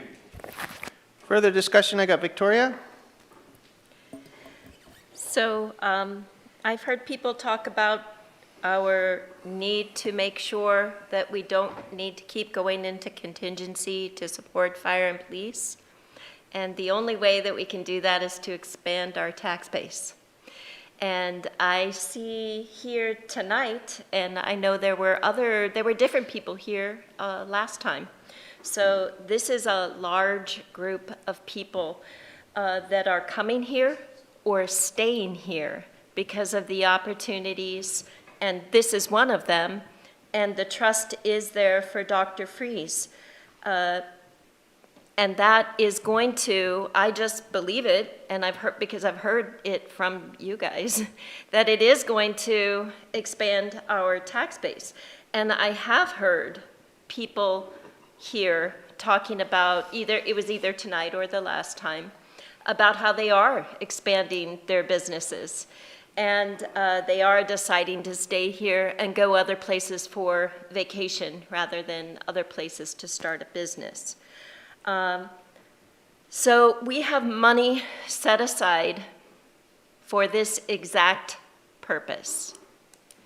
And there are so many people that are so ready to support it, and I imagine many of you are going to give back and help the new people who are going to come in. It just seems like this is the kind of thing that's going to work. What I heard read about Dr. Freeze was actually a beautiful way of talking about, I mean, every business owner, most businesses fail, and so you feel like you're just, oh my gosh, I'm going crazy, and then someone can come in and help you through it. What I heard read tonight, I thought was beautiful testimony of somebody who knows to get through that. Keeping our youth here is a really wonderful benefit, and so I am very much for this. The last thing that I'll mention, because I heard Councilor Pell talking about before COVID, I mentioned this the last time as well.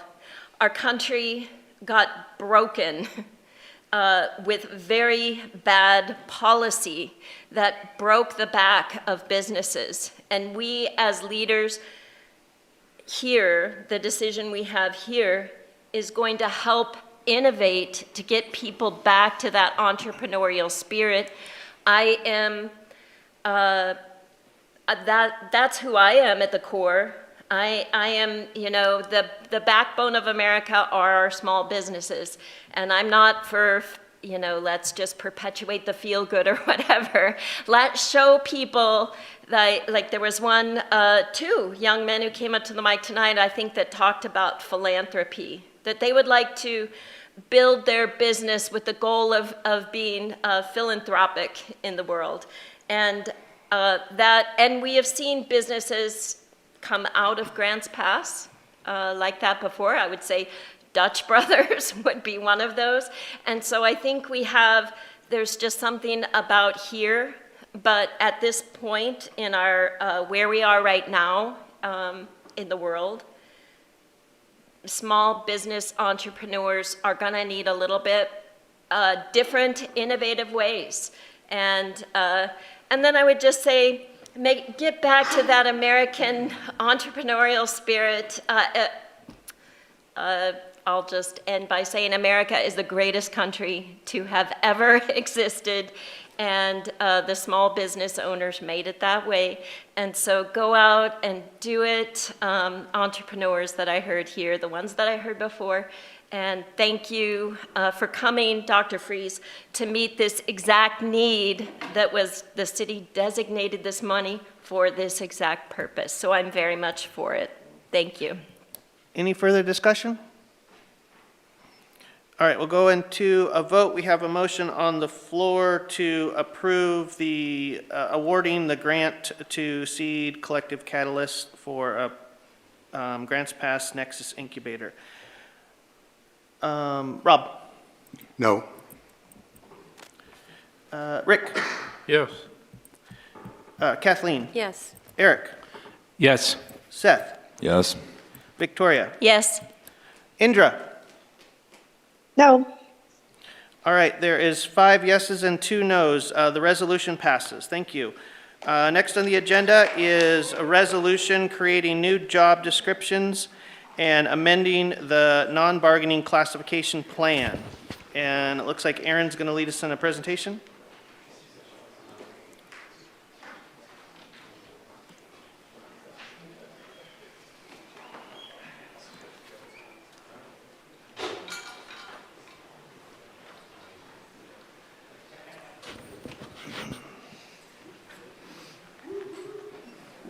All right. Happy holidays, Mayor, Council. Subject in front of you today is a resolution which would create 2 positions, a utility billing manager and an IT director, and it amends the current classification plan. The reason for the restructuring is really fiscal and organizational stability. Restructuring our organization will improve our ability to ensure efficient and effective city operations to better meet the needs and expectations of our citizens. And we, every once in a while, do evaluate job descriptions and assignments, making sure that we are doing the necessary adjustments to appropriately classify employees based on the assignment of jobs throughout the organization. So the first of the 2 that I wanted to mention is utility billing manager. It would be changing basically from utility being supervisor to a manager. The change in duties increases the segregation of duties, which is one of the key things from an audit perspective that's important. Segregation of duties is critical to the internal control mechanisms that help prevent errors and fraud by dividing responsibilities among multiple individuals within an organization. We should have a structure that has some segregation. The finance director, although extremely important and responsible, should have some responsibilities associated with other individuals within the finance department.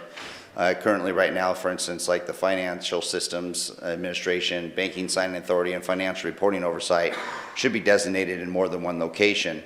With this recommendation, we'd be able to have the finance director be able to do bank signing and some financial reporting, with the manager doing the financial systems administration and bank signing to provide some different sets of eyes on those items.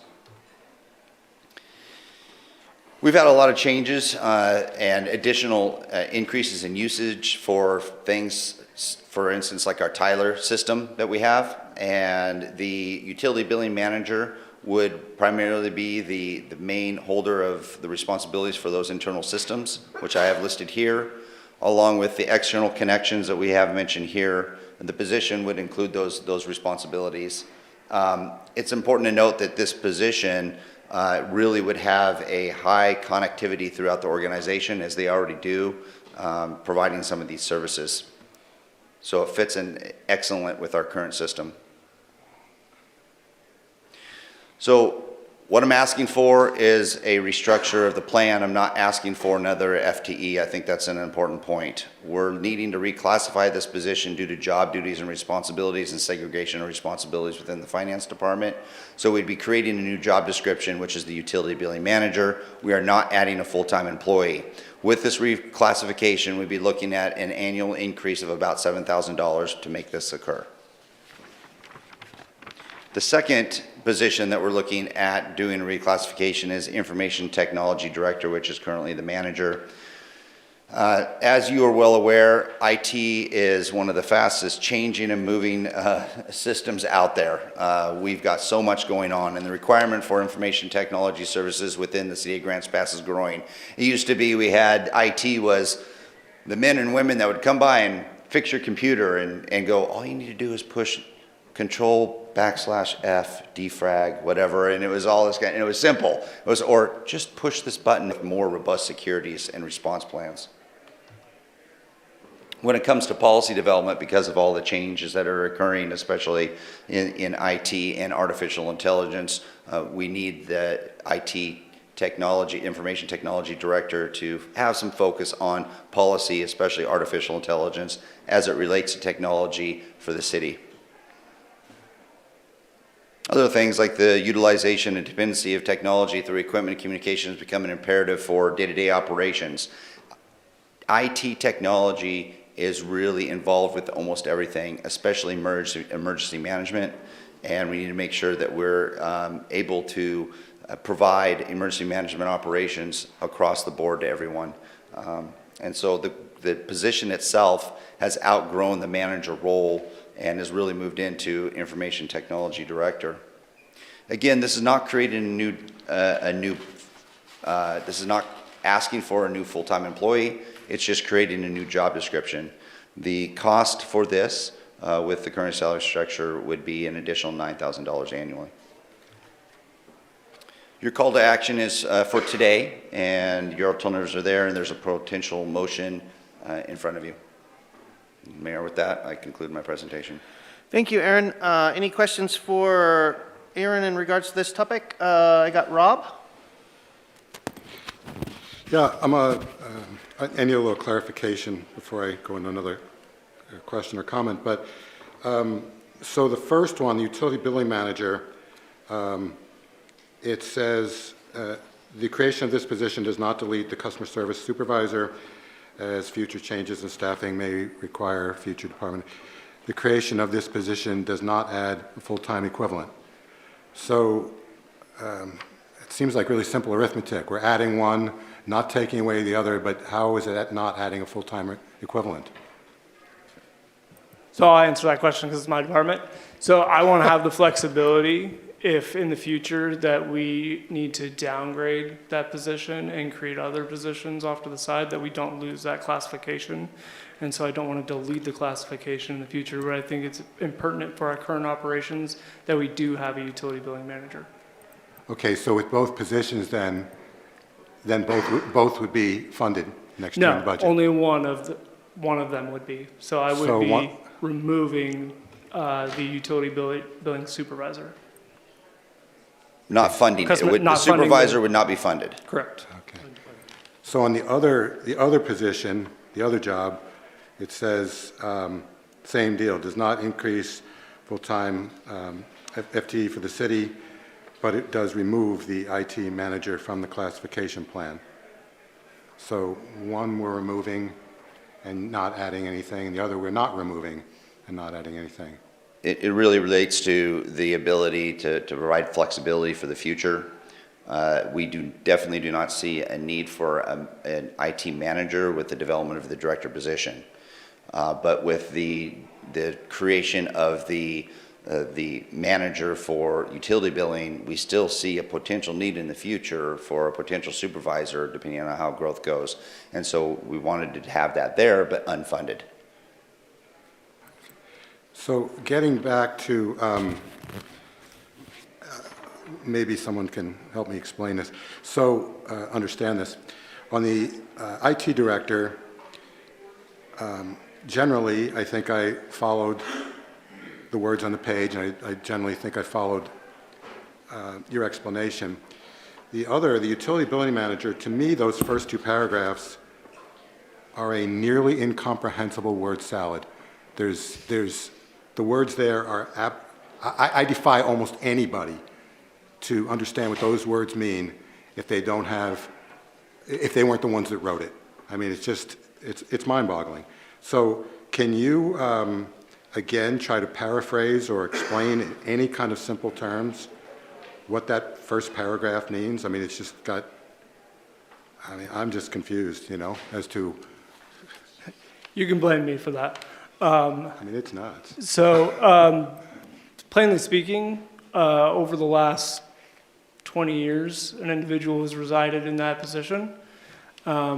She's seen 5, 6 directors come and go, 4 supervisors above her in the accounting department come and go, and so she's stayed as the rock or the pillar of the department, so to speak, and has come and gone with the new software, financial software, as well as all of the new items that we've been adding recently with connectivity and payment options for the website and how people can pay online. And so it's kind of been grown into the turnover as far as what the department has seen throughout the city, and as well as keeping all of the continuity and operations going for the other facets that were listed above there, as far as timesheets, the credit cards throughout the entire operation is actually ran through our department in a whole and not parsed out into other departments to run their own credit card contracts. And so there's a lot of continuity that this position is bringing throughout the operation of the entirety of the city. And so I'm sorry there was a lot of word salad in there, so to speak, but I'm trying to get the point across that this position is really vital to the operation of the city, and all of the departments depend on this position. Okay, so I understand that this is a vital position, and then for some reason we now are going to give it a different name and I guess a higher job classification. It's the same job, it's going to be the same, they're going to do the same function, but we've got to now reclassify it, because that's what it seems like to me. It's the same, same person's going to be doing the same job. We are adding job duties to the job, which is why we're changing the job title. It came out, and I'm going to look to Stephanie to make sure I don't say the wrong things. In the non-bargaining classification study, it came out as the individual was performing items that were not in her current classification, which is the reason for the raising of the classification. Okay, so it is the same person doing the same job, but we're going to then try to more carefully identify what we're calling her job. And recognize the additional job duties. Any further questions? Andrew, do you have any questions?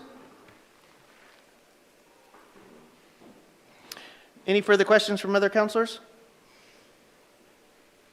Yes, sorry. Can you hear me? Yeah, go ahead, Indra. So that's what it sounds like to me too, if I could get clarification. So both these positions, there are people in these positions, and it sounds like we're specifically changing the title and adjusting salary based on these individuals that are in this position. So almost like just picking them out to give them more money and move them up the ladder. Is that kind of correct?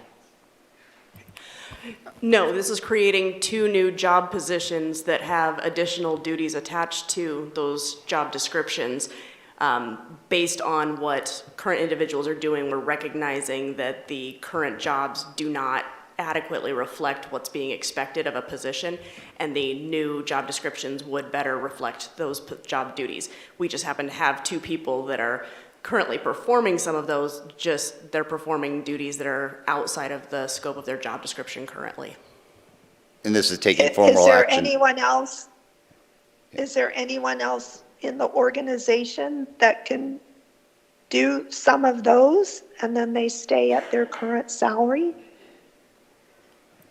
My understanding is that these job descriptions are consistent with the market study. So the way that other jurisdictions also classify these same duties, that's how it was determined that it's probably better to create the new positions, because to be consistent with how others are treating these positions, we need to make sure that we're handling them appropriately.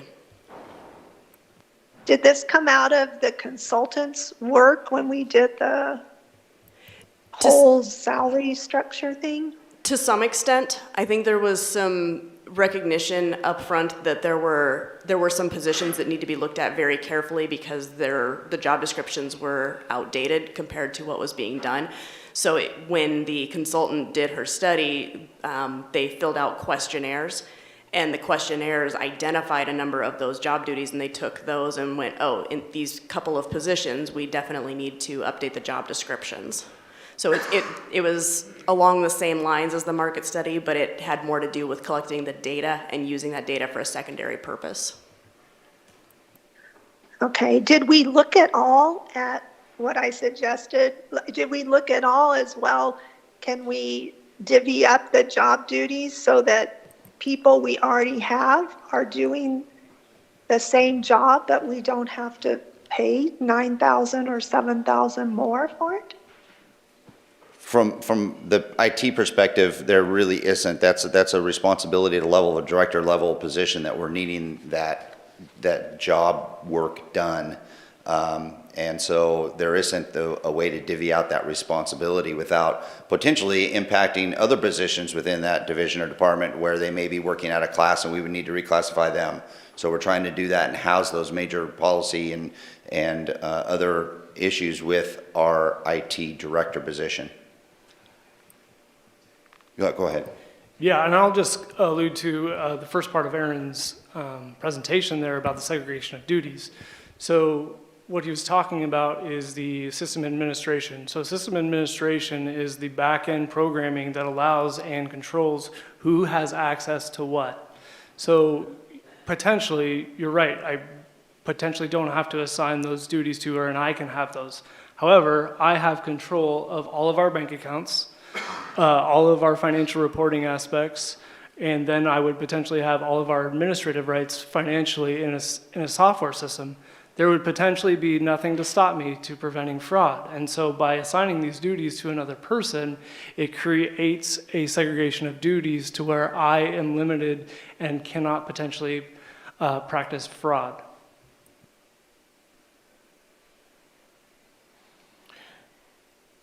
Any further questions?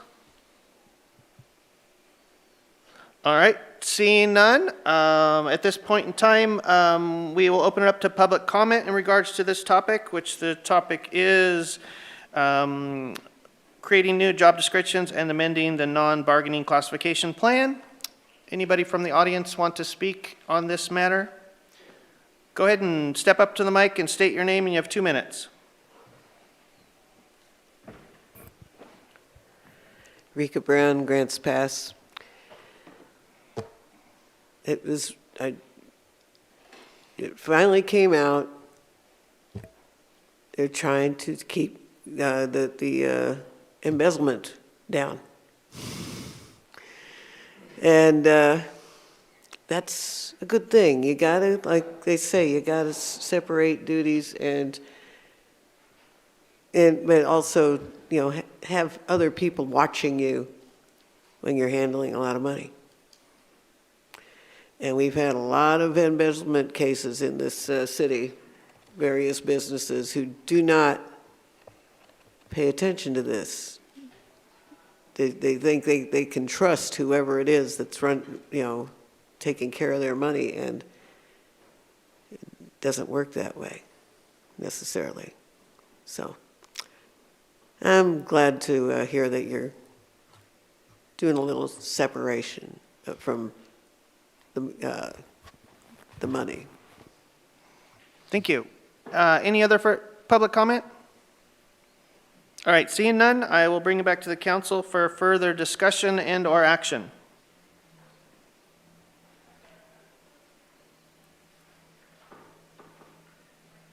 All right, I'll state it again. We'll bring it back to the council for any further discussion and or action. So Kathleen. I move to create the positions of utility billing manager and IT director and amend the non-bargaining classification plan. All right, there's a motion on the table to go forward with the new job descriptions and amending the non-bargaining classification plan with a second from Rick. And is there any further discussion? I did see you hand up, Rob. Did you want to, you have further discussion? No, that was a second, but that's Okay, fine. all right, well, we'll take Rob on the second because I thought you were raising your hand for discussion. Andrew has a comment. Okay, 1 second. Okay, Indra, further discussion? Go ahead. Oh, yeah, I'm just wondering, is it wise? It seems like, I mean, we're working on the whole step salary thing and where people fit in and the cost of living. I mean, we're working on that whole thing. So now it seems like we're kind of piecemealing this into it as well. And I'm wondering if it's not wise to just to wait and put this in when we get the whole thing done. Yeah, this is whether you move forward or how you move forward with a potential modification of the current salary structure. This is something that is needed with a new or the current salary structure due to it's an operational issue, not a salary schedule issue, but it's creating 2 new job descriptions based on operational need. Any further discussion from councilors? All right, if there's no other discussion, I'd be looking for some action. Oh, sorry, right, we did have a motion, which was given to us by Kathleen and seconded by Rob. So if there's no further discussion, I'll go into a vote. Indra? No. Thank you. Victoria? Yes. Seth? Yes. Eric? Yes. Kathleen? Yes. Rick? Yes. Rob? Yes. All right, 6 yes and 1 no, resolution passes. Thank you. Next on the agenda is a resolution authorizing the city manager to amend the franchise agreement with Southern Oregon Sanitation, authorizing a temporary rate increase for green waste at the Redwood Transfer Station. And it looks like we're going to hear from Jason now. And it's the longest title that you'll read tonight. Perfect. Thank you, Mayor and Council. I do have a brief presentation for you, and this is to consider a increase in fees for Southern Oregon Sanitation for receiving green waste at the Redwood Transfer Station only. It's important to note that this does not affect your curbside rates at this time. And it does support the goal of leadership by following the rules laid out in the franchise agreements. So a little bit of background, the City of Grants Pass's solid waste services are provided through franchise agreements with 2 firms. We're a little bit unusual in that respect. The original agreements have been in place for a number of years, with the last major revisions coming in 2000. There's been subsequently a few minor revisions, but the big revisions occurred in 2000.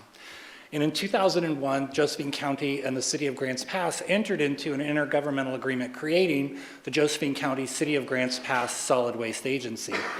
The agency's purpose at that time was to manage the funds for remediating solid waste issues. And at that time also, we were in the process of closing both the Merlin landfill, the Kirby landfill, and mitigating the Marlson lagoons, which was another previous landfill. So there was a lot going on in that time. The agency is also tasked with administering 5 franchise agreements for the solid waste services, and that includes 2 for the City of Grants Pass, 2 for Josephine County, and 1 for the City of Cave Junction. The agency board is comprised of 3 members from the City of Grants Pass, 3 members from Josephine County, and 1 member from the City of Cave Junction. And just a couple more of the finer points, there's not more than 1 member from each group that is an elected official. And no employee or owner of any solid waste or recycling company may be a member of the board. So the board is also tasked with making recommendations that it deems reasonable and necessary for the adjustment of rates charged to the solid waste services. The recommendation shall include a proposed rate, and then the agency board forwards those to the respective governing bodies, whether that be the City Council, yourselves, the Board of County Commissioners, or the Cave Junction City Council. The governing bodies then review that recommended rate and determine whether to allow the rate, disallow the rate, modify that rate. If no action has been taken by any of the governing boards within 60 days of receiving the recommendation, that rate shall become effective. So when we get a little farther on, the recommendation I make is that if you do not want this rate to go into place, you'll need to vote no on it, not take any action. In October 21st of 2025, in accordance with the current agreements, the Solid Waste Agency heard a request from Southern Oregon Sanitation requesting an immediate rate increase to respond to the unanticipated and unforeseen operating cost increase due to the unexpected closure of Southern Oregon Compost. Due to the closure of Southern Oregon Compost, green waste now must be hauled to road compost in Jackson County. So we were just bringing it a couple miles down the road. Now all of the green waste that we collect here in Josephine County is having to be hauled to Jackson County at similar costs to trucked trash rates. Truck and employee costs have increased by $300 per box, and disposal costs have increased 17% at the new location. SOS requested the increase to help offset those increased costs related to receiving and transporting green waste until a full rate review can be completed. Curbside rates will remain unaffected at this time. Currently, SOS hauls approximately 1 to 2 drop boxes per week from the transfer station, in addition to more than 230 curbside trucks per year that will now need to make the round trip to Jackson County instead of just out Lower River Road. Per section 6.25 of the current agreement, a rate adjustment may be made when the cost of collection is increased by a governmental regulation or there is a single large increase in cost not anticipated at the last rate adjustment. Currently, at the Redwood Transfer Station, green waste can be dropped off for $6.50 a yard with a minimum charge of $24. They have requested that that rate increase to $16 a yard, similar to trash rates, which is what is charged for trash, with the same minimum charge of $24 per yard. This rate increase, again, will help to offset those costs related to receiving and transporting of the green waste until that rate review can be completed. I think I went backwards. I apologize for that.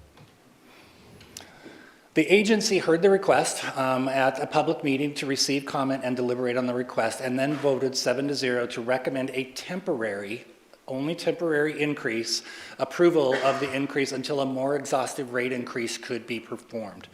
Within 6 months, the rate would be effective for 6 months only. Southern Oregon Sanitation will have to report back with a full rate increase proposal of how to handle the increased costs related to green waste. And this may even include a potential increase to the curbside rate, because as you know, we handle green waste at the curbside as well. And in fact, it's more volume curbside than they receive at the transfer station. So we do have a call to action for you. Per the franchise agreement, the items should be voted on tonight, as I said earlier. So your alternatives would be to pass the resolution as presented. If you would like additional time, we could ask SOS for additional solutions. You should vote no on that resolution tonight so that we could work with Southern Oregon Sanitation to come up with a revised proposal that would then go back to the agency for review. If you take no action tonight, the rate would become effective January 1. Or just deny the resolution at this time. And I did want to note that the General Manager, Trent Carpenter, is here to answer any specific questions that you might have, but I am here to answer anything you have also. Thanks, Jason. Any questions from council? Victoria? So this is a temporary increase, but it's going to become a permanent increase? At some and level, likely even more. Yeah, it could be. My guess is, I don't know, I can't hazard a guess of where it will be, but we have to look at the system as a whole. So right now, green waste is picking up the curve as a kind of a value-added service. So your trash rate is, say, $30 a month, but that includes all the recycling, all the green waste pickup, and the trash. And so we may have to look at, does that need to go up $1 or $2 to be able to make the overall system whole? And then look at the green waste of what that drop-off rate is and how much just to ensure that they're collecting the adequate resources. Are there any prospects for a green waste business coming back here, or do we just have any idea about that? That's a great question. And Southern Oregon Compost is still in operation, and they are still receiving grain waste from very limited customers, one of which being the city of Grants Pass. But that they've done is they were having a lot of issues, so to make sure that the product that they were getting met their standards, they've limited the number of people that they're receiving green waste from. And it may be that another company decides to start a composting operation or something to do with green waste, but I don't see anything on the horizon. The city of Grants Pass, as you know, operated Joe Grow for quite a number of years. Tried to. It really is not the most profitable operation. It's very hard to make money on it. And then, so if we want to have you go back for different solutions, you say we vote no, not take no action. You would want to vote no, not take it, no action. Thank you. Any further questions, Kathleen? Well, I just had some questions for the, Trent Carpenter, Mr. Yes. Carpenter.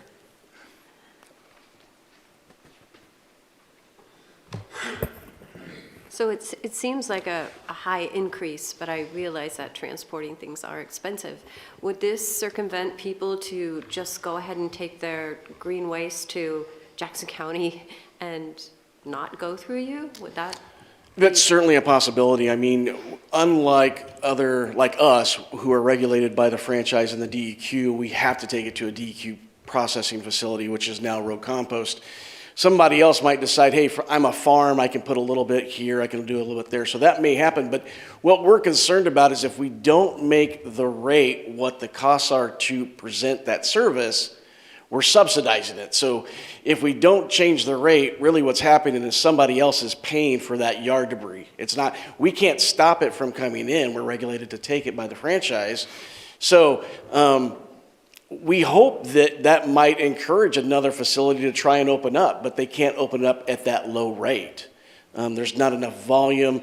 And really what we have seen over the years is facilities can operate on the front end by the material coming in, but they don't have very many buyers of the material going out. I believe that was one of Joe Grow's issues, and currently Southern Oregon Compost issue, that they make all this compost and they can't even give it away because everybody's going to a box store and buying a bag of it here or a bag of it there.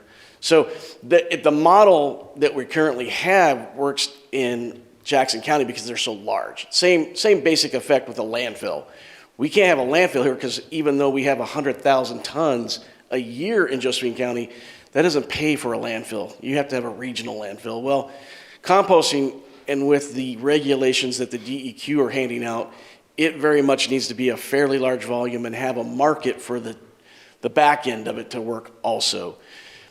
To answer your question, sorry, more specifically, we would hope by raising these rates to cover the cost, one, that we're not subsidizing it with some other service throughout the city that we provide, two, that the market starts bearing its true costs, might incentivize somebody to say, hey, maybe I could start a company if you could bring it to me for $30 a yard or $40 a yard, but at $6, no one can make that economic model work that I know of.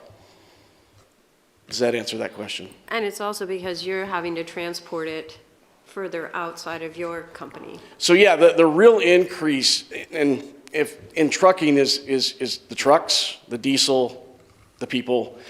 So when we look at the model now that we basically have to do for our trucks, the 50 or so boxes, which actually in November increased 40%, because of Southern Oregon Compost shutting down. It's a lot of it in the trucking. You know, here it's going to Southern Oregon Compost. It's a 20-minute round trip kind of thing, 25 minutes. Now we're going all the way into White City, hitting I-5 traffic. You lose a driver, their efficiency. You know, every one of the loads, we could probably do 3 or 4 loads to Southern Oregon Compost compared to going 1 load there. But we also have no other options. That is the only facility in Josephine or Jackson County that we can take it to, regulated by the DEQ. That's where it has to go. So we're trying to say we don't want it to get subsidized to the point where the person that's trying to do the best recycling and everything else, that they're paying for some other company to come in and dump their compost at our facility. We want them to bear those costs. We think that's the right way to go. Certainly public policy is your guys' decision, not ours. Any further questions? Indra has a question. Indra, go ahead.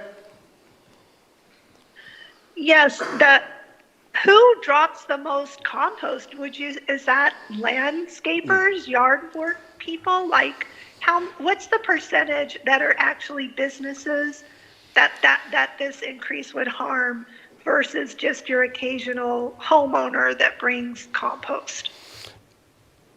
So I'm gonna be a little bit out in front of my skis on this because this number is changing by the day. I would say at our facility there on Redwood Avenue, it was a mix of the homeowners that had like larger yards and they couldn't, they had more material to bring in than they could put in the yard debris cart, so they would come there. And we had some commercial customers. Now we've seen that dynamic shift where we see a lot of commercial customers coming in, all the landscapers are coming in, because as Jason alluded to, Southern Oregon Compost went from taking yard debris and green waste from hundreds of people to 5 or 10. So all of those places are now looking for somewhere to take it. It's either coming to our facility, it's one of ours, our facility is one of the locations it's coming into. We don't see a lot necessarily coming from what I would say the John Q. public, the average customer at the curb, because as an example, in just the areas that we service, we have over 4,000 yard debris customers that's included in the service. So most of that material is coming in through that other system. It's not coming in at the transfer. And that's why, to be honest with this, we didn't want to change that curbside rate because that's going to affect 5,000 or 6,000 people. We want to make sure we understand exactly what that dynamic is and how that has or has not shifted before we make any moves there. This is mostly affecting the commercial customers that are coming in saying, I don't have anywhere else to take it. And we're saying, well, we'll take it. We probably need to make sure that they're covering those costs. I hope that does that answer your question? Yes, thank you. Any further questions? Okay, seeing none, thank you guys. At this point, I will open it up for public comment in regards to this topic, which is authorizing the amendment of franchise agreement with Southern Oregon Sanitation, authorizing a temporary rate increase for green waste at the Redwood Transfer Station. Anybody in the public audience, come on up and state your name. You got 2 minutes. Connor Kirkpatrick. Obviously, the rate increase is needed for having to transfer the stuff further. I think there should be, and this is probably in the bigger picture of the full rate increase, I think there should be definitely a difference in the price for trash versus yard debris. I think with this rate increase, it made it pretty similar to almost the same. Just because that way, if they're the same price, people will just say, oh, well, let's load the yard debris and let's load the trash on top and put it all in and take it all to landfill. Having that separation in price is what encourages people to separate and make sure the materials are properly recycled. And that's probably part of the bigger picture of the rate increases with this is the trash might increase also. But I just think it's important that there's a separation in the trash versus, because it is more expensive to get rid of the trash on the back end for Trent than it is to get rid of the green waste. So I think there should be a separation. Maybe if the yard waste just doubled to $12 or something like that. I don't know if that would make sense at all with Trent's numbers, but that was just my thought. I just don't think it makes sense to have the trash and the yard waste be the same price, was all. Thank you. Any further public comment? All right, seeing none, I'll bring it back to council for further discussion and or action. Rick? I'd like to make a motion to approve the resolution implementing a temporary rate increase for the green waste at Redwood Transfer Station for Southern Oregon Sanitation. All right, we have a motion on the table to approve the temporary rate increase. With a second from Seth. Any further discussion? All right, seeing none, I'll go ahead to a vote. Rob? Yes. Rick? Yes. Kathleen? Yes. Eric? Yes. Seth? Yes. Victoria? Yes. Indra? I didn't get to comment. I'm going to vote no. I'd rather see a full rate review at a future, so I don't know. Thank you. I got 6 yeses and 1 no. Resolution passes. Thank you. Next on the agenda is appointing one member to the Urban Area Planning Commission.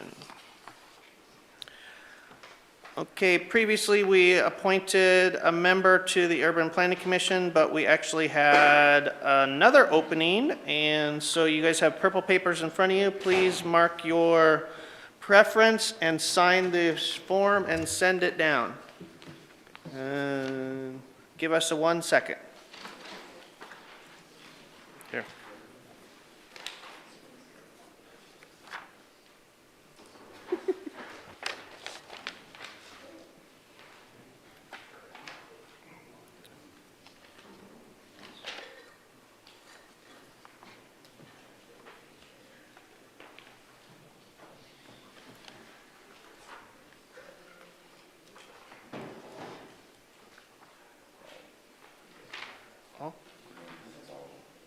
Does Indra have this?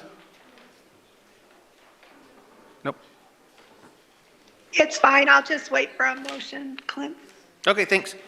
Okay, so there is a strong preference for, to appoint Richard Akers. And so I'd bring it back to council to look for some action. I motion to Correct. nominate Richard Eckers. Okay, we have a motion to nominate Richard Eckers to the Urban Area Planning Commission. We got a second from Eric. And any further discussion? All right, we'll go into a vote. Rob? Yes. Rick? Yes. Kathleen? Yes. Eric? Yes. Seth? Yes. Victoria? Yes. All right, passes unanimously. Yes, Nope, thank you. Perfect. All right, we have that taken care of. All right, now we get the fun part. We've come to the part of the agenda for public comment. This is an opportunity for the public to address the city council on items not related to a public hearing or council item, action item for the council. The intent is to provide information that is pertinent to the city's jurisdiction. Each speaker will be given 2 minutes to address the council as one body, not two individuals. At conclusion of public comment, council will have the opportunity to respond. This meeting will proceed in an effective and courteous manner. Citizens and council members will be allowed to state their positions in an atmosphere free from slander, threats, and other personal attacks. Signs or placards, outbursts of applause, campaigning for public office, and other disruptive behavior will not be tolerated. If you have a question regarding any government-provided service or a current city policy, please contact the city manager's office and attempt to resolve this matter. And to change what we're kind of go along with what we've been seeing lately, if you do become disruptive, your microphone will be cut and you will be asked to leave. Our tolerance level is kind of getting a little thin on that. So I have a few blue cards in front of us, 1, 2, 3, 4, and I've got Mr. Mike Pelfrey online. Are you ready, Mike?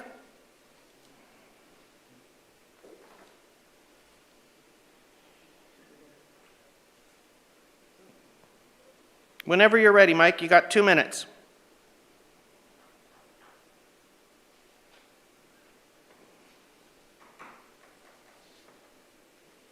If he needs a second, I can bump Press him. *6. Okay.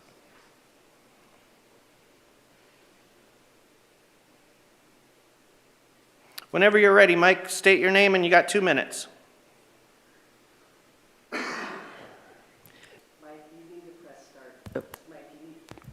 You need to press Good *6. evening. Good evening. This is Mike Pelfrey. Go ahead. You have 2 minutes, Mike.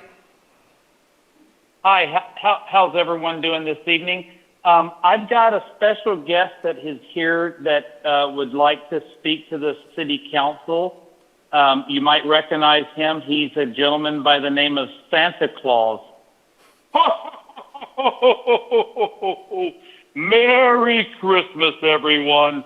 Merry Christmas. I would just like to say that I am very, very proud of every single one of you sitting on that council tonight, and I am especially proud of all of those individuals that are living down there along the 6th Street corridor.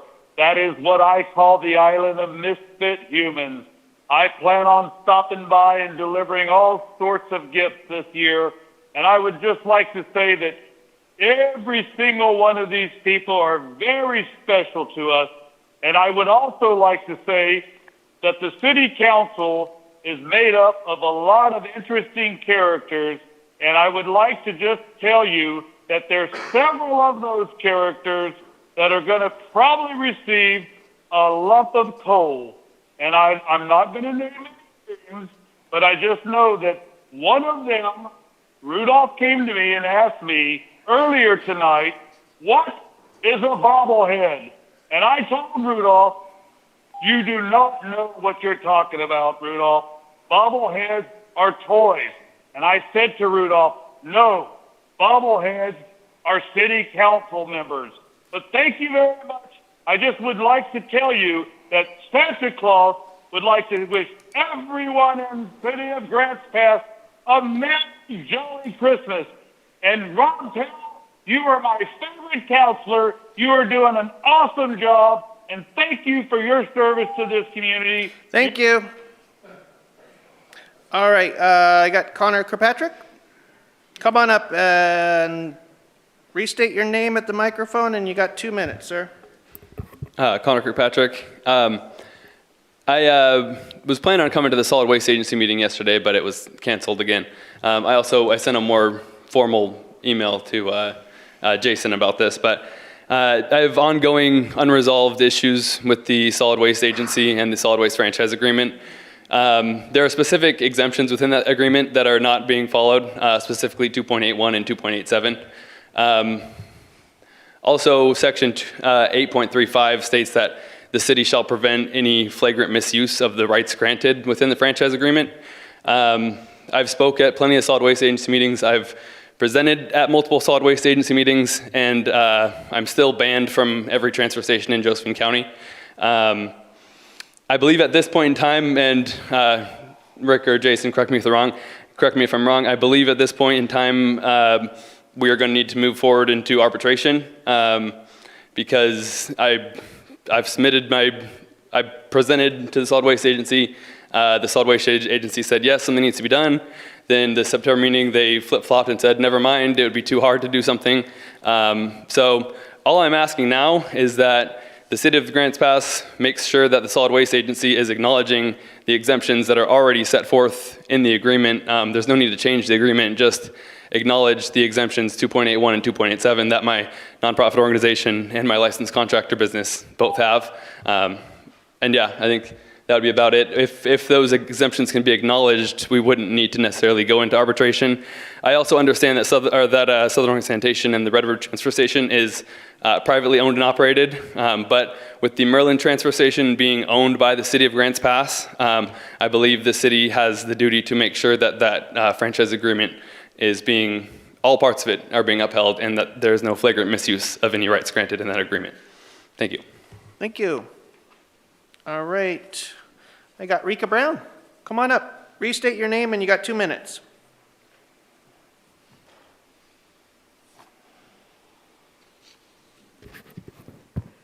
Rika Brown, Grants Pass.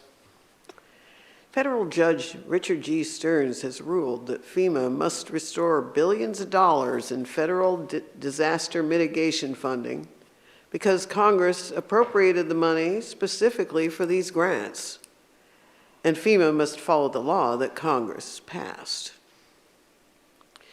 We may yet get our $50 million grant for our new water plant. We look forward to repeal of the panic-induced unit rate hikes that make our city's utility bills less affordable. Better would be to remove all the extra city services fees from what was our water and sewer bill. Find another way to collect small fees and large fees and remove the possibility of losing our homes because of non-payment of those fees. Rationing rates for vital utilities has caused many people to lose their homes and wind up on the streets. Rate-rationed water has caused huge fires. If Paradise had not rationed its water with ever higher unit rates, it would not have burned. Pacific Power got the blame, but was not responsible for the dryness of that city and surrounding forest. All forest fires anywhere in or near a city can be laid to city water rationing that was never necessary. Water vapor from sprinklers spreads upward and outward, humidifying its surroundings. Evaporation is not waste. Thank you. Thank you. Rebecca Weber? Come on up to restate your name. You have 2 minutes. Rebecca Weber. Good evening, Mayor and Councilors. My name is Rebecca Weber, and I live near Highland Elementary. I am advocating for the establishment of a small format, full-service grocery store serving the northwest side of town. Specifically, I identified the 3.5-acre lot at 1505 Northwest Washington Boulevard on the corner with Midland as a good candidate location for such a grocery store. A store at this location would improve food access for residents on the northwest side who currently have to take the interstate or drive downtown for simple groceries like eggs, fruits, or vegetables. The site is well positioned for a grocery store, it's centrally located for the neighborhood, near to schools so parents can conveniently shop, and has strong visibility from major roads, all factors which would be good for business. I know that whether a business chooses to establish itself in Grants Pass or not is a matter of free market economics. However, what is important about the lot at 1505 Northwest Washington Boulevard is that it is owned by the city. In fact, it was purchased in December of 2024, and it does not yet have an identified use. I spoke with the economic development manager, and she indicated that the process of identifying an appropriate use for the lot involves contracting a consultant to run an economic analysis. I am concerned that the need for and potential benefit from a grocery store at this location may be difficult to parse in an economic analysis without specific local data. Therefore, my ask of the council is to direct staff to conduct a survey of residents on the northwest side of Grants Pass. This survey could ask whether they feel a need for a grocery store, and if so, what kind of grocery store would best suit their needs. Thank you for your time and consideration. Thank you.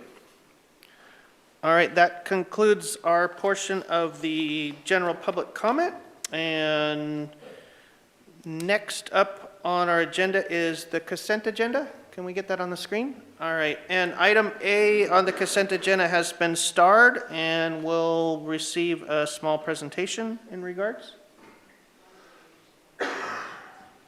Okay, so it's understanding you just had a few questions, Rob? Yeah, thank you. Okay, go ahead. Floor is yours.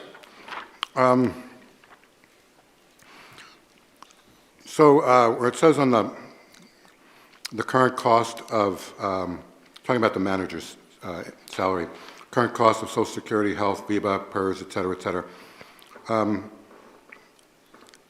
so is in this case, is VIBA a health fund, or is this deferred comp that could be used for anything? What is VIBA there? Yeah, VIBA is a side medical fund. It became popular several years ago when cities and municipalities went from paying 100% of medical benefits to having employees pay a larger deductible and changing their plans. And so VIBA fund can be used off to the side for medical type stuff. Okay, so I don't necessarily see it. I believe the manager currently has an agreement. Doesn't he get 8% in deferred comp, some kind of retirement fund as well? Isn't there 8%?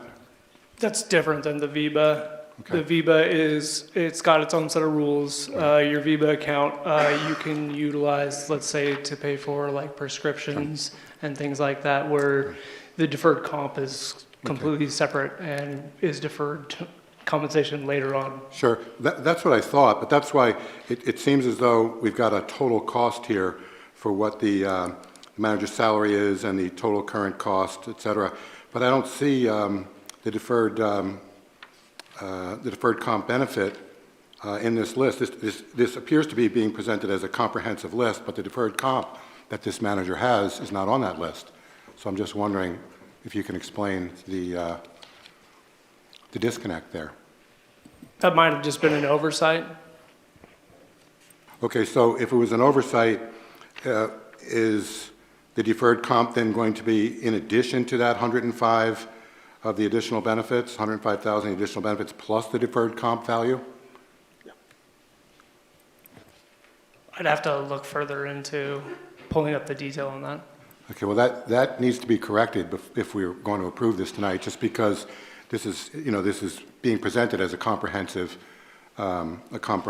number, and I don't believe that it is, actually. I'm off the top of my head, I'm pretty sure that it's not correct the way it's presented. So we need to correct that, just because it is on the record. But that actually wasn't my initial reason for wanting to take this off consent. I have a question. So on page 191 of the packet, the final paragraph, where it says, a summary of all evaluations was compiled by the city recorder and presented by Council President Marshall. The summary was presented to the council and city manager. The city manager's performance was found to meet most expectations. So when it says the summary was presented to the council, are we referring to the document that we got from Karen on December 9th? Because that wasn't really a summary. That was 39 pages of the actual evaluation. So can you explain when you say a summary was presented to the council? Are you talking about what you sent us on December 9th or something else? No, that's what we're talking about. Okay, so that wasn't actually a summary, that was the full thing, right? Correct. Okay, the 39 pages. Because I just want to make sure now that, so that word for word, 39 page, is, I guess, our final document for now. That's what we'd be voting on tonight, okay? And then, I guess we also had mentioned, or we'd also been told that whatever that final document was that we'd be approving is what I guess would be provided to whoever it was that filed the public records request a few weeks earlier. Is that correct? That is correct. The city manager's evaluation is releasable under a public records request. Okay, so that 39-page document that we've already seen. Correct. The council's already seen, okay. And just out of curiosity, because I'm always a little bit, I'm always shocked with government speed. How long might someone have to wait because they already filed weeks ago for this document, out of curiosity? As soon as the resolution is signed by all necessary parties, it would be released. Okay, thank you. That's all the questions I had. Okay, so since you requested the start item, are you good with all the information that you were provided here tonight and I'm available? fine, yeah, no, I got all the answers to the questions I asked. I would, I guess it's not necessarily part of the consent calendar to correct the cost implication, but that does need to be corrected. I suppose I could vote on the consent calendar item and have that the cost brought back to us at a later time, because they're not really related. Yeah, the resolution adopting the city manager's annual evaluation actually is, I'm assuming that is you're approving your guys' total evaluation, not the salary. Okay. All right, so without further objections, we have the consent agenda on the screen, and I would be looking for council action. Victoria? I move to accept the consent agenda as written. Second from Kathleen. Any further discussion? All right, Rob? Yes. Rick? Yes. Kathleen? Yes. Eric? Yes. Seth? Yes. Victoria? Yes. Indra? Yes. Thank you. All right, consent agenda passes. Thank you. And now on our tonight's agenda, we have matters for mayor, council, and staff. Bring it back to the council. Do you guys have any discussion? Victoria? Well, I just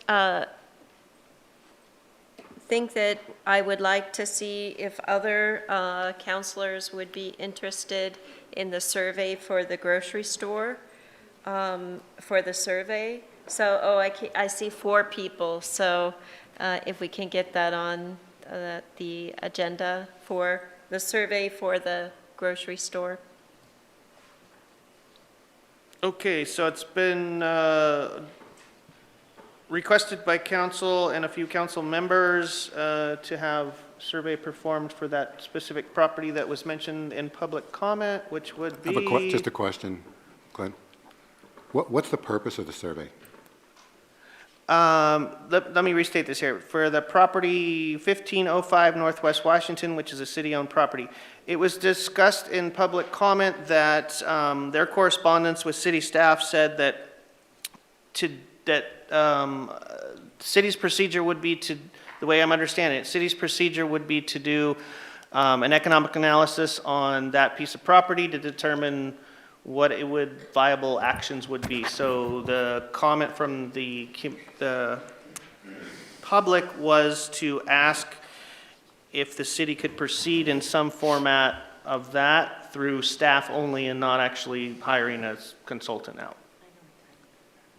Okay, Victoria has a little information about that.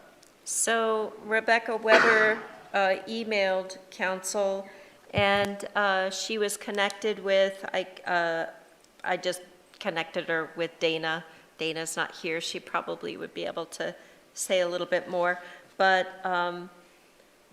that was the information that Dana gave her as the next step. So I'm just assuming that Dana knows that that is what would need to happen. So that is why that would be done. And Aaron wants to weigh in too. Yeah, a grocery store is one of multiple opportunities that would be looked at through the opportunities plan with the consultant that we're going to ultimately hire. So that's going to be an opportunity where the public will be able to provide input on what they would like to see, part of the economic study that's going to occur. So that it's all wrapped up into that study itself that we're moving forward with. Go ahead, Rob. I just like to comment that evidently there's 4 people that want to see that. The fact is, there was a survey already done, and there was a grocery store on that part of town, and the survey was they went out of business due to lack of business. So that was all the survey really that the private sector really needed to see that a grocery store didn't make it there. Now, you know, we can do all kinds of surveys for any kind of business. That particular one went out of business there. So I just don't see the point in, pardon me? 4 years, I don't know. And there's a grocery store literally a mile and a half away. So, which is, you know, I communicated with the woman who spoke tonight, and I mean, it's a mile away, it's a mile and a half away. But again, we had one that went out of business there. The private sector doesn't see fit. They could have already done it. So to me, that's, private sector has voted with their feet, and I'm not sure why the council would then try to socially engineer a grocery store there when the public has shown that they didn't support one there. So, I mean, we can bend over backwards to make something happen, but is that really our role? I don't think it is.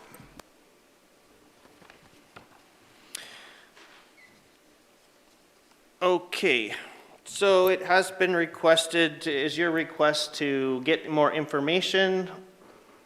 No, I think it's to do the survey. I think I think it was over a decade ago. I loved that grocery store. I actually went to that grocery store quite a bit. I was sad when it closed, but it doesn't mean that another grocery store wouldn't make it. And the north end of town has grown significantly, so the economic factors are a little bit different. But yes, I think it is the survey, and I think there were 4 of us who wanted it. Indra has a comment. Go ahead, Indra. Well, yes, I was just going to agree with Rob. There was a grocery store. I mean, this is a private venture. I don't know why the city, I mean, I can tell by tonight, the city loves to subsidize private business. So let's put the city taxpayer dollars into a grocery store that has already failed in the past. I mean, I don't see where we're going here. That's not our role with taxpayer dollars. We're using staff time to do a survey. That's not free, that's taxpayer dollars. So, I mean, people who want to do a grocery store should come to the city and ask for money, and we probably give it to them. Thank you. Thank you. So it's been requested by a few counselors and objected by a few counselors. So, go ahead, Seth. I just wanted to say that, I mean, to Indra specifically, that you want to do a small business task force, which I'm not against, but that's also using staff time, which is taxpayer dollars. So I do just want to make that point. Okay, so what I was going to suggest is that basically we can put this on, we can put the topic on an agenda item to be placed into a workshop that we can get feedback from the city staff to see all the parameters on what it would take to do this survey, as well as the cost that word. And then during that workshop, the council can make a decision on whether they would go forward with it or not. Go ahead, Rick. I wonder if the survey would be premature because we're looking at developing that property, and whoever the developer is that comes along, I think they would recommend and do their own research as to what's feasible there. And especially a lot of times, the term used to be anchor stores. You'd have somebody come in that's a major player just to make the development occur there. And I feel for the city to start doing their own research may not be appropriate at this time. Aaron? Yeah, I think council has a really good future outlook on that North Star project and how to proceed. We proceed by getting the consultant. The consultant will come in, they'll do an economic study. They're going to give an opportunity for the public and for us to weigh in on what we would like to see and what might fit there. Doing a study for one potential use of that acreage is something we'll definitely do, but it will be incorporated in there, and you'll have a more comprehensive view of all the options if we go through the process that you've established currently right now. Indra has a comment. Go ahead, Indra. Yes, I just wanted to comment to Seth's deal regarding staff time. I'd be willing to run the to initiate the task force voluntarily myself so we don't have to use staff time. If that's a real problem, I'm willing to do that or find someone who would. Thank you. Thank you. Okay, so I am restating what I said earlier is because I don't have a unanimous decree from all council, I think that to suffice council members, we can bring this to, put it on the back of the agenda and bring it to an available meeting to discuss how to proceed with 1505 Northwest Washington Boulevard. Does staff have direction? My understanding is we're going to schedule this in the future for a workshop to discuss an opportunities plan and or a specific focus for a grocery store study. I think that's the best way to deal with it. Okay. Thank you. Any other counselors have? Seth, and then Rick. Yeah, I'm just gonna make this quick. Are we gonna talk about the, I don't know what we're calling it, community task force for the Elk Island, Parker's Place? I know we had discussed that. I don't know what the plan is for that in terms of selecting a counselor or multiple counselors to be a part of that. Yes, that was something that Stephanie and I were just talking about. It would be great if council would provide a volunteer to be on that task force or that community outreach team associated with the project. So, Mayor, I don't know if you'd like to facilitate anybody who would like to volunteer for that. We can just appoint them and make it happen. I have one more comment. I'm happy to help do it. I think maybe we should potentially have two. Just I don't know what the frequency of these will be, but in case one counselor cannot make it. Anyways, I'd like to do. We could have two. You can designate two. I'd be interested. Okay. Perfect for further discussion. Actually, when I actually suggested and kind of created that idea, for the importance, for the reasons I feel were really important. I had wanted to do it. I wouldn't mind doing it with someone else, and it's possible that someone else could be chosen. But I have, well, I'm not going to go any further than that, but I would like to be considered for that position if council feels somebody else would do a better or more unbiased job or whatever, or maybe it should be 2 counselors. But I feel that I would do a very unbiased job at that because I want things to be fair for both sides. I don't want any side to be taken advantage of or abused. And that would be my motivation, to make sure that nobody's taken advantage of or abused. And that it gets done, the job gets done well. But I would like to be considered for that. Can you restate what we're doing with that again? Because it sounds like we've got lots of volunteers, so I figure we have to figure out how many volunteers we need and make a fair process in actually appointing those volunteers. Under the grant agreement, we are required to have 1 counselor serve on the panel. I don't think it would be unreasonable to have an alternate or backup assigned, so assign a primary and then a backup or alternate. And at what point are we going to do that assigning? As soon as possible would be ideal. We did put a timeline on the formation of the panel, so Bernie has been asking when we're going to have a council member appointed. So should we make sure that that gets on the back of the agenda to get worked into the next workshop that we can? Yes. Okay, thank you. Indra Rick? has a comment. Yeah, I got Rick first and then Indra. Go ahead, Rick. Okay, I have 2 comments. One in the Christmas parade, the Chief Sanchez worked very arduously on the project, and that went well. And also Victoria Marshall provided a whole slew of names through her church. That was very essential for providing the vehicle volunteers, and it all went well. I want to compliment both of them on that. Other item I want to bring forth, Rob Pell mentioned the other night when we're looking at the non-bargaining unit, whether the task force should, again, review some of the new information. And I was the chairman on that, and I'd be happy to bring the task force that information that's already been discussed, with the deadline that we would have that information available by the designated meeting in January 5th. I would like to hear from the rest of the council if they would like task force input.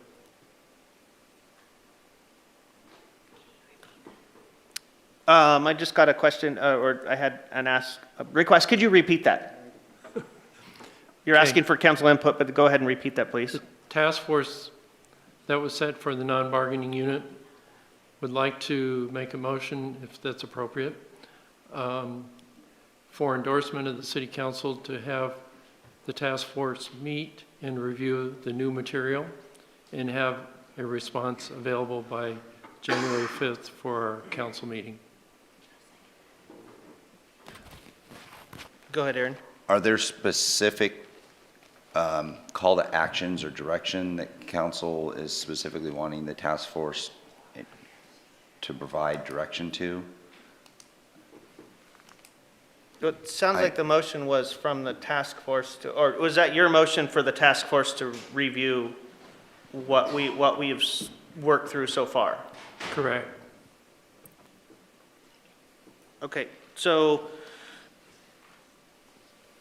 Rick has requested that, made a motion to have the task force review all current information that has been put forth by council action or council deliberation for the non-bargaining. So, and it's, Victoria just seconded that, so I guess we can bring it to a thumbs up. Is everybody good with that? I got 5. Indra, do you have a comment on that? Are you on board? No. You're a no? Sure. Yeah, no, yes. You're a yes. Okay, sorry, I didn't want to confuse you. So you're a yes on that. Okay, Yes. so it looks like, I'd like some clarification. go right ahead, Rick. Stephanie, are there certain rules or guidelines we should be aware of? As far as what? Well, we'll have a staff member present at that meeting. Right, So, that was the intent. and likely, in order to present or to have a discussion about the information that council's provided, it'll likely require Stephanie to do another presentation to the task force and to answer questions is what I anticipate. Right, and scheduling may be a little bit tight, but you and I can connect after this meeting about my availability. It won't be next week. It would be the week after. Okay, that's fine. Thank you. Seth, you had something to add? Okay. All right. Any other further discussion or further comments from council? Okay. We do not have an executive session scheduled or announced for tonight. So I would be looking. Yes, I do. Wait. Hello? I've had my hand up, sorry. Okay, go, sorry, so you have further discussion? Sorry, Indra, I was not informed that you had your hand up, so I'm sorry, Indra, you have the Okay. floor now. Thank you, that's why I had the hand up for so long. I just wanted to make a couple comments. So for Connor, talking about the solid waste agency, I mean, I know he came and spoke to council months and months ago about some issues he was having with his business, and it looks like he's done some more research into that. And so I would just like him to know that I will look into that as well. And, you know, I think he needs to take whatever, you know, steps he needs to get this resolved, but I will look into that as well for him. And then Rika, I too am concerned about the water rates, and I do agree the city is rationing water, because when you look around, the yards in the summer are much drier than they used to be because people simply can't afford to water their lawn. It goes, I know mine, from like 75 to 150 or 200 just to water a lawn. So that is very concerning, especially with all of our fire issues that we have around here.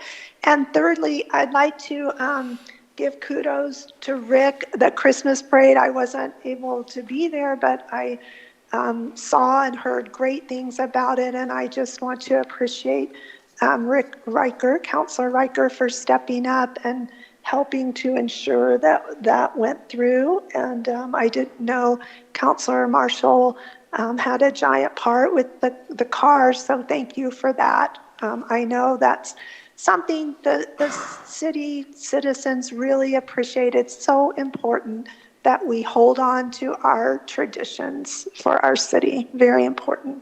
Thank you. Thank you, Indra. All right, I'd be bringing it back to council for a motion to adjourn the city council meeting and convene.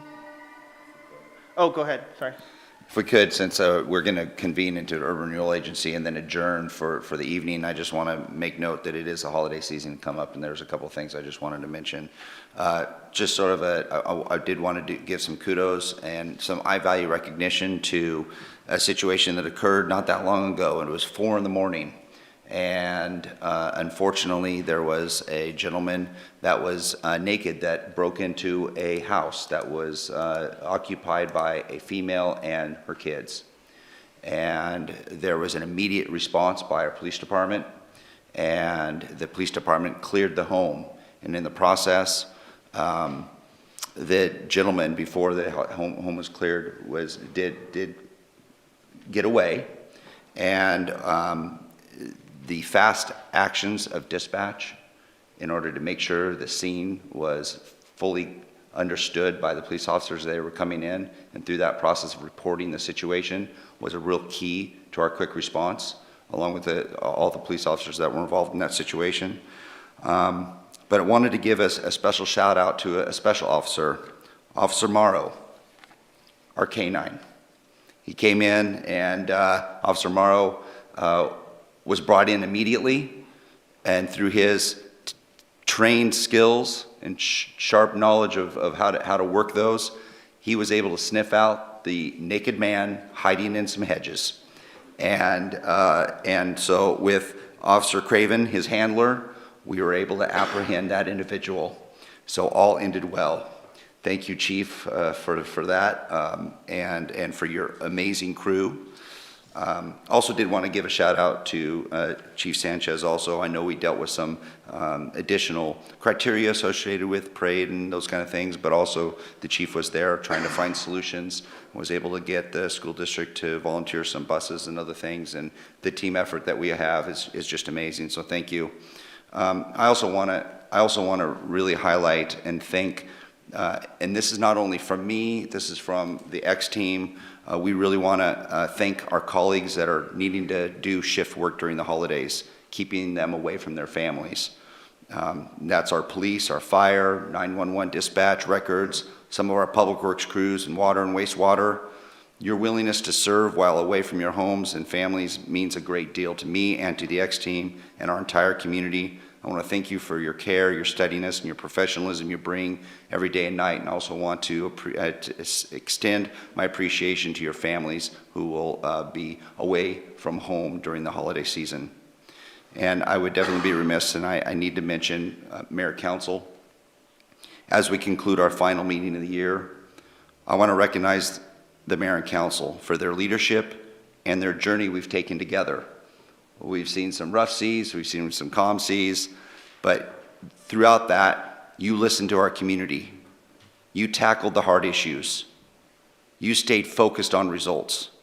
We advanced public safety through your year tenure. We strengthened our core infrastructure. We supported local businesses, and we kept the faith with reasonable stewardship. None of this happens without your preparation and your commitment to serve. I'm proud of what we've accomplished, and I'm even more hopeful for what we'll bring together in the next year. Thank you, Council and Mayor.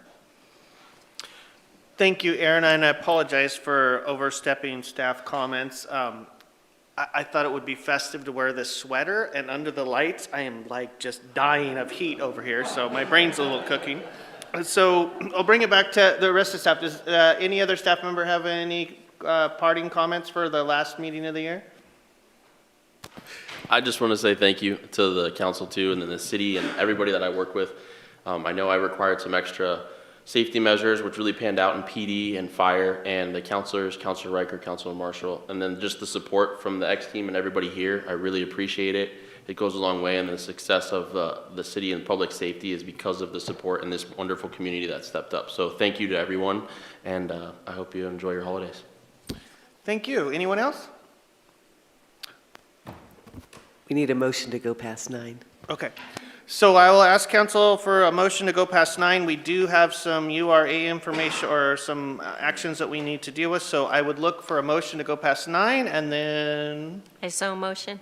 Victoria motions and Rick seconds. Quick vote. Rob? Rick? Yes. Eric? Yes. Seth? Yes. Victoria? Yes. Indra, you want to go past 9? Not really, but I'll say yes. Well, tell us how you really feel, Indra. All right, we're going to go past 9, and then I'd be looking for council to adjourn this city council meeting because we have done all the business we need and convene into urban renewal. So I'll need a motion from council. Victoria? I motion to adjourn and enter into URA. With a second from Seth? Perfect. Rob? Yeah. Rick? Yes. Eric? Yes. Seth? Yes. Victoria? Yes. Indra? Yes. Okay, perfect. We're going into the URA, and the first item on the agenda is resolution of Grants Pass Urban Renewal Agency authorization indebtedness for water treatment plant. And I guess you've already given presentation, but you're going to reiterate a little bit. So I'm just going to give the highlights. You approved the ordinance to issue $65 million worth of bonds on the water utility rates. Again, this was at the suggestion, really strong suggestion of our professionals that we have under contract for our municipal advisor and our bond counsel. The contributions from the URA don't necessarily count in the calculation, but the IGA will show a formal commitment by the URA to the water treatment plant and the construction, and we hope that looks favorable when it comes to bond rating. So with that being said, this is the approval of that IGA to be that formal acknowledgement. And with that, I'll take any questions. Any questions from council? Victoria? I move to approve the Grants Pass Urban Renewal Agency authorizing indebtedness for the the water treatment plant. Oh, can we do it? So we were just at questions, but thank you for jumping the gun. So any further questions? Inder, do you have any questions?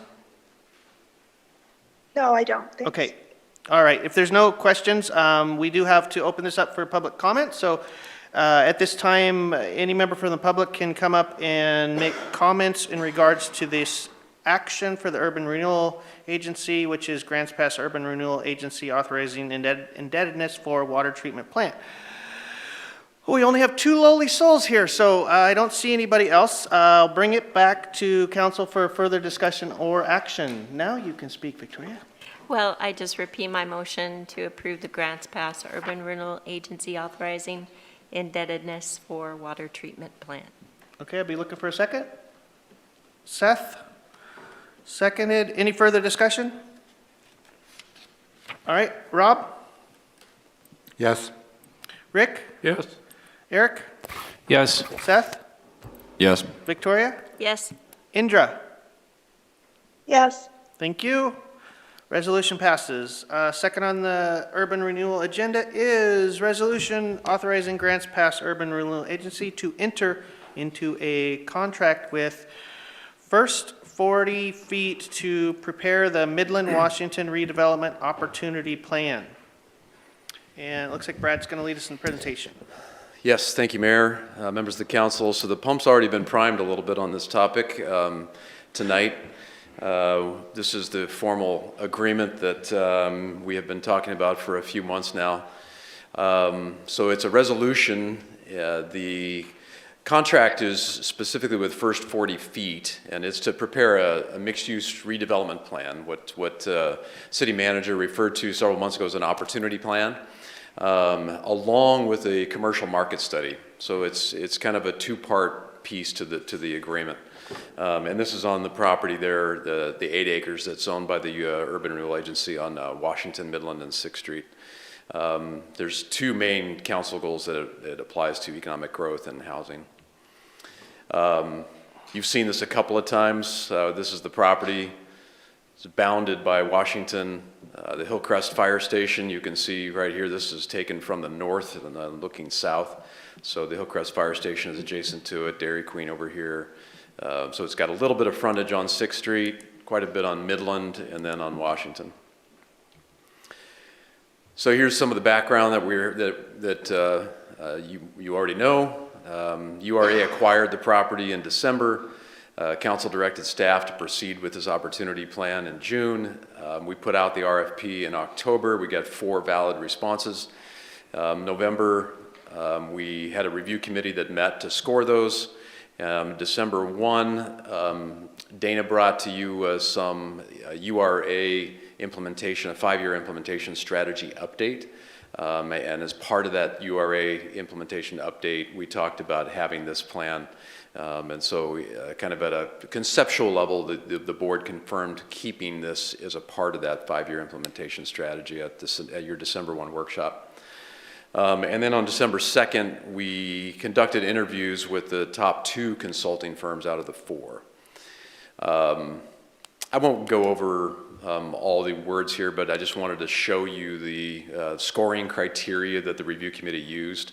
You can see there's point allocations that are assigned to each one of those, with the highest being the second one from the bottom. What is your project understanding and application to the URA project goals? That was worth 25 points. And then there's 2 others worth 20 points. So that's the criterion that was used, that was published in the RFP. The scoring process, like most RFPs, we ran over individually. The review committee was comprised of 2 owners of property, longtime owners of property in the URA, and then 3 city staff. So we each reviewed individually, and then we came together to discuss, and then what you see on the bottom there are the final scores, with First 40 Feet coming out on top. So as reflected in the RFP, this is not just First 40 Feet. It's actually a group of consultants. First 40 Feet is the lead, and they will do the bulk of the public engagement work, the existing conditions analysis, do a lot of the visioning work. And then Leland Consulting is going to do the the commercial market analysis. So they've got over 250 communities that they've worked in and done these kinds of studies, very, very well versed in this work. And then Apex is the third firm. There's these two sub-consultants too for First 40 Feet. Apex is engineering, planning firm, and they're going to do the utilities infrastructure assessment. And so the contract, though, that you have before you tonight would authorize the city manager to enter with First 40 Feet, who would then sub out to Leland and Apex. General scope of work, this is reflected in your packet. You can see a lot more detail there, but basically 6 main tasks that would be under this project. Kicking off in January with a kickoff meeting, and then the community engagement piece has kind of goes throughout the project, but the majority of it, I guess the 2 main pieces would be 2 workshops, so a visioning workshop and then a design alternatives workshop. And then there's going to be a lot of online opportunities as well. So those will be structured, available for several months as we go through that. The existing conditions analysis, the main deliverable there is the commercial market study. That's going to look at things like, absorption rates, rents, demand within the region, for multiple different types of land uses. And as you just talked about in your business meeting, the grocery store concept that the person came and talked to tonight, that can be integrated into. We have a lot of opportunity to work with them. One of the reasons we liked First 40 Feet was because they really come into this approaching it from what does the community really want? And they do a lot of listening up front and structure their workshops to pull in that kind of feedback.